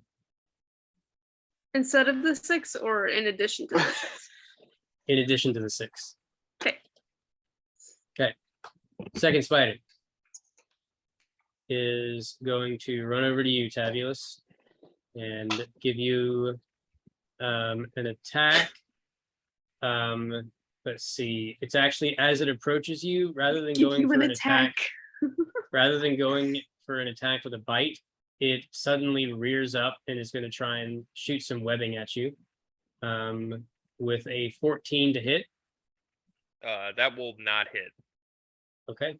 Then it completely whiffed and wasted its turn. We are back to Guy. What you gonna do?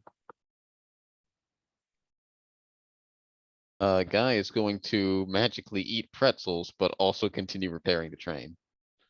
Okay, go ahead and roll me that check.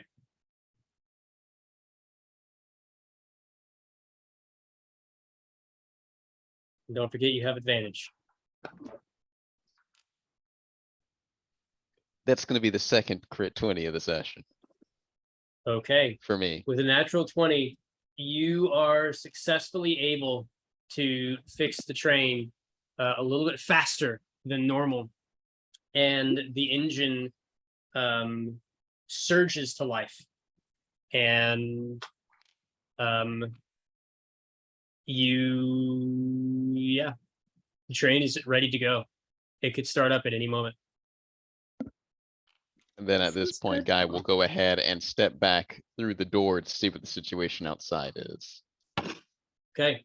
Engineer says, "All right, I'm gonna get this hunk of junk going." And he runs up to the front, pushes some massive levers forward. And you all hear a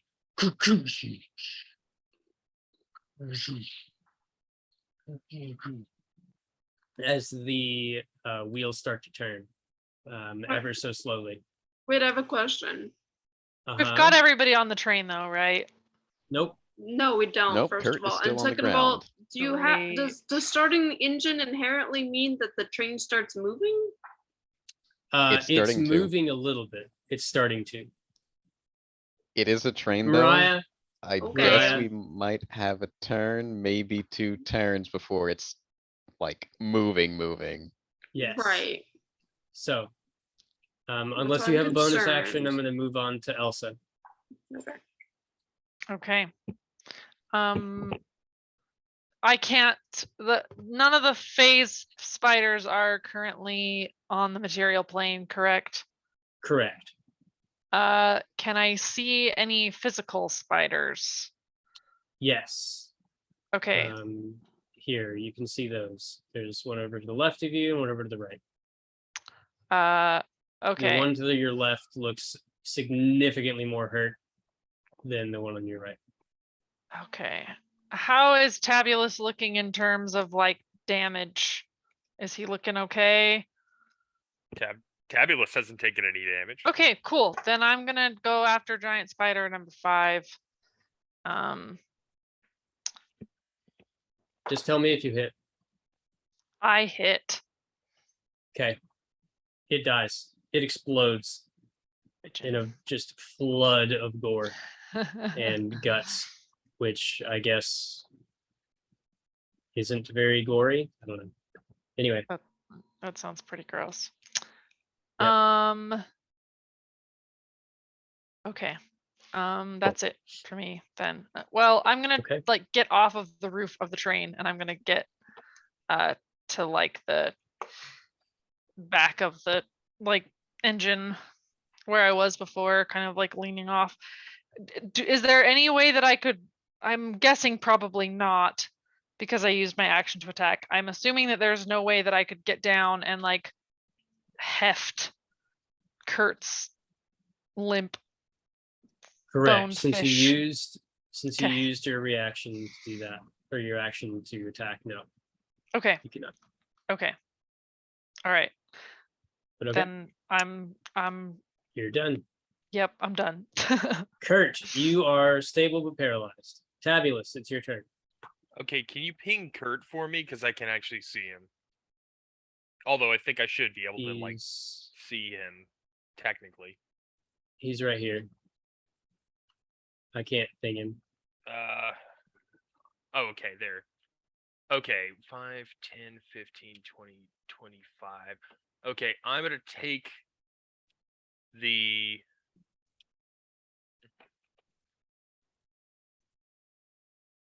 I'll take the if I move to Kurt, can I pick 5? I'm gonna move my guy a little bit just to see. Okay, so 5, 10, 15, 20, 25. Can I get to Kurt, pick him up, and get onto the train in the same turn if I use my movement for that? Yes. Okay, I'm gonna do that. You will 'cause provoke an opportunity attack from that last spider, though. that is okay. So I'm gonna go over to Kurt and pick Kurt up, and then get onto the train. That's a 10 to hit, which I know misses. So, I think it'll just scrape against my scales. all right. So you are back on the train. Kurt, you are on the train as well. The phase spider that is right here is going to phase back in. 5, 10.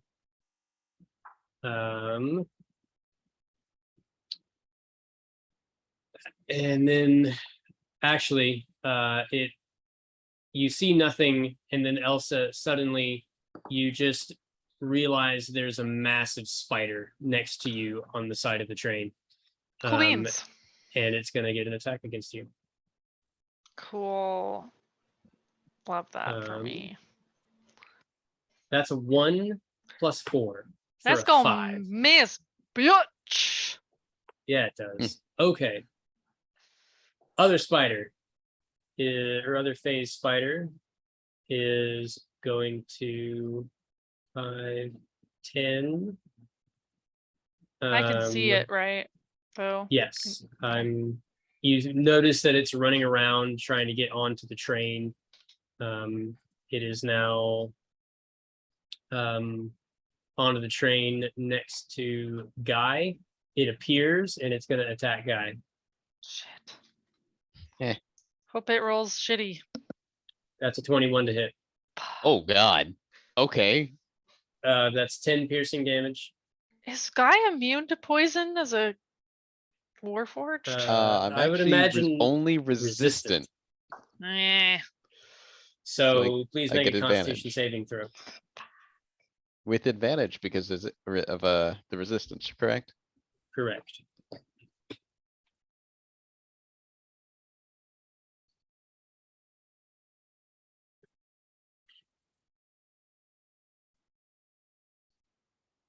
Well, that's a 10. You take 20 poison damage.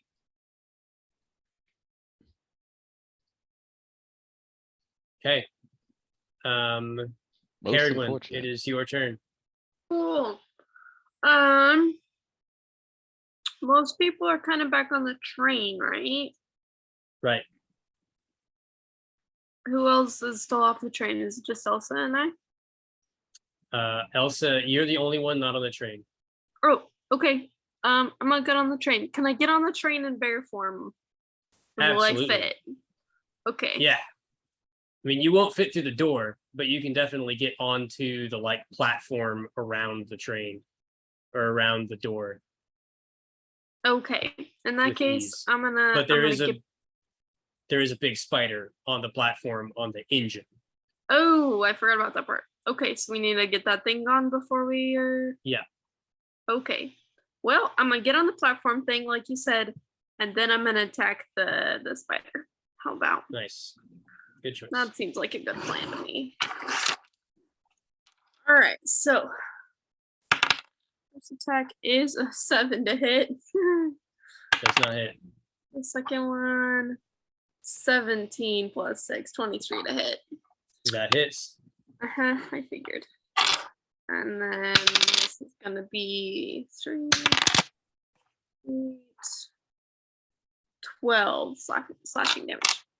Nice. You slash at it with your claws, Mhm. and just spray the platform and the tracks and the rest of the car with the green liquid or the green bloody ichor within the spider and heft it off to the side as it dies. Cool. All right. Guy, it is your turn. Okay. And on my end, the map is still a little weird. I can't Oh, really sorry. see Real quick, anything. before that, the train moves forward 10 feet, and you are starting to go. This spider, 5, 10, 15, is going to get about here. It's going to try and recharge its web. That's the wrong thing. It does successfully recharge its web. It's going to try and web the bear. It does not successfully web the bear. You watch as the web being shot out of the spider impacts harmlessly onto the side of the train. And yeah, Guy, now it is your turn. Okay. Is it within line of sight of me from this doorway? Because Yes. I Which can spi- now the one see that just- inside of the engine and nothing else. All right, So there you go. What are you trying to attack? The spider that just tried to hit Carried one? Or the one on the side of the train? the one on the side of the train. I'm gonna lean out and take 2 Okay. shots at it. Sounds good. Roll your attacks. Let me get over to them and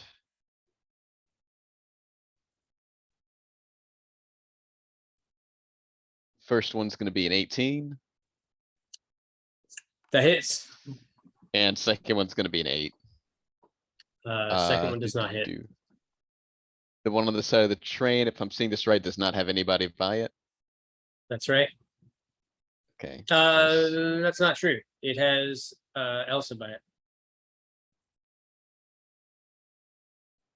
Well then, that is unfortunate for it. Awesome. Indeed. So that's gonna be 4 plus sneak attack, which is going to be 7, so it's gonna be 11 psychic. Nice. It takes the damage.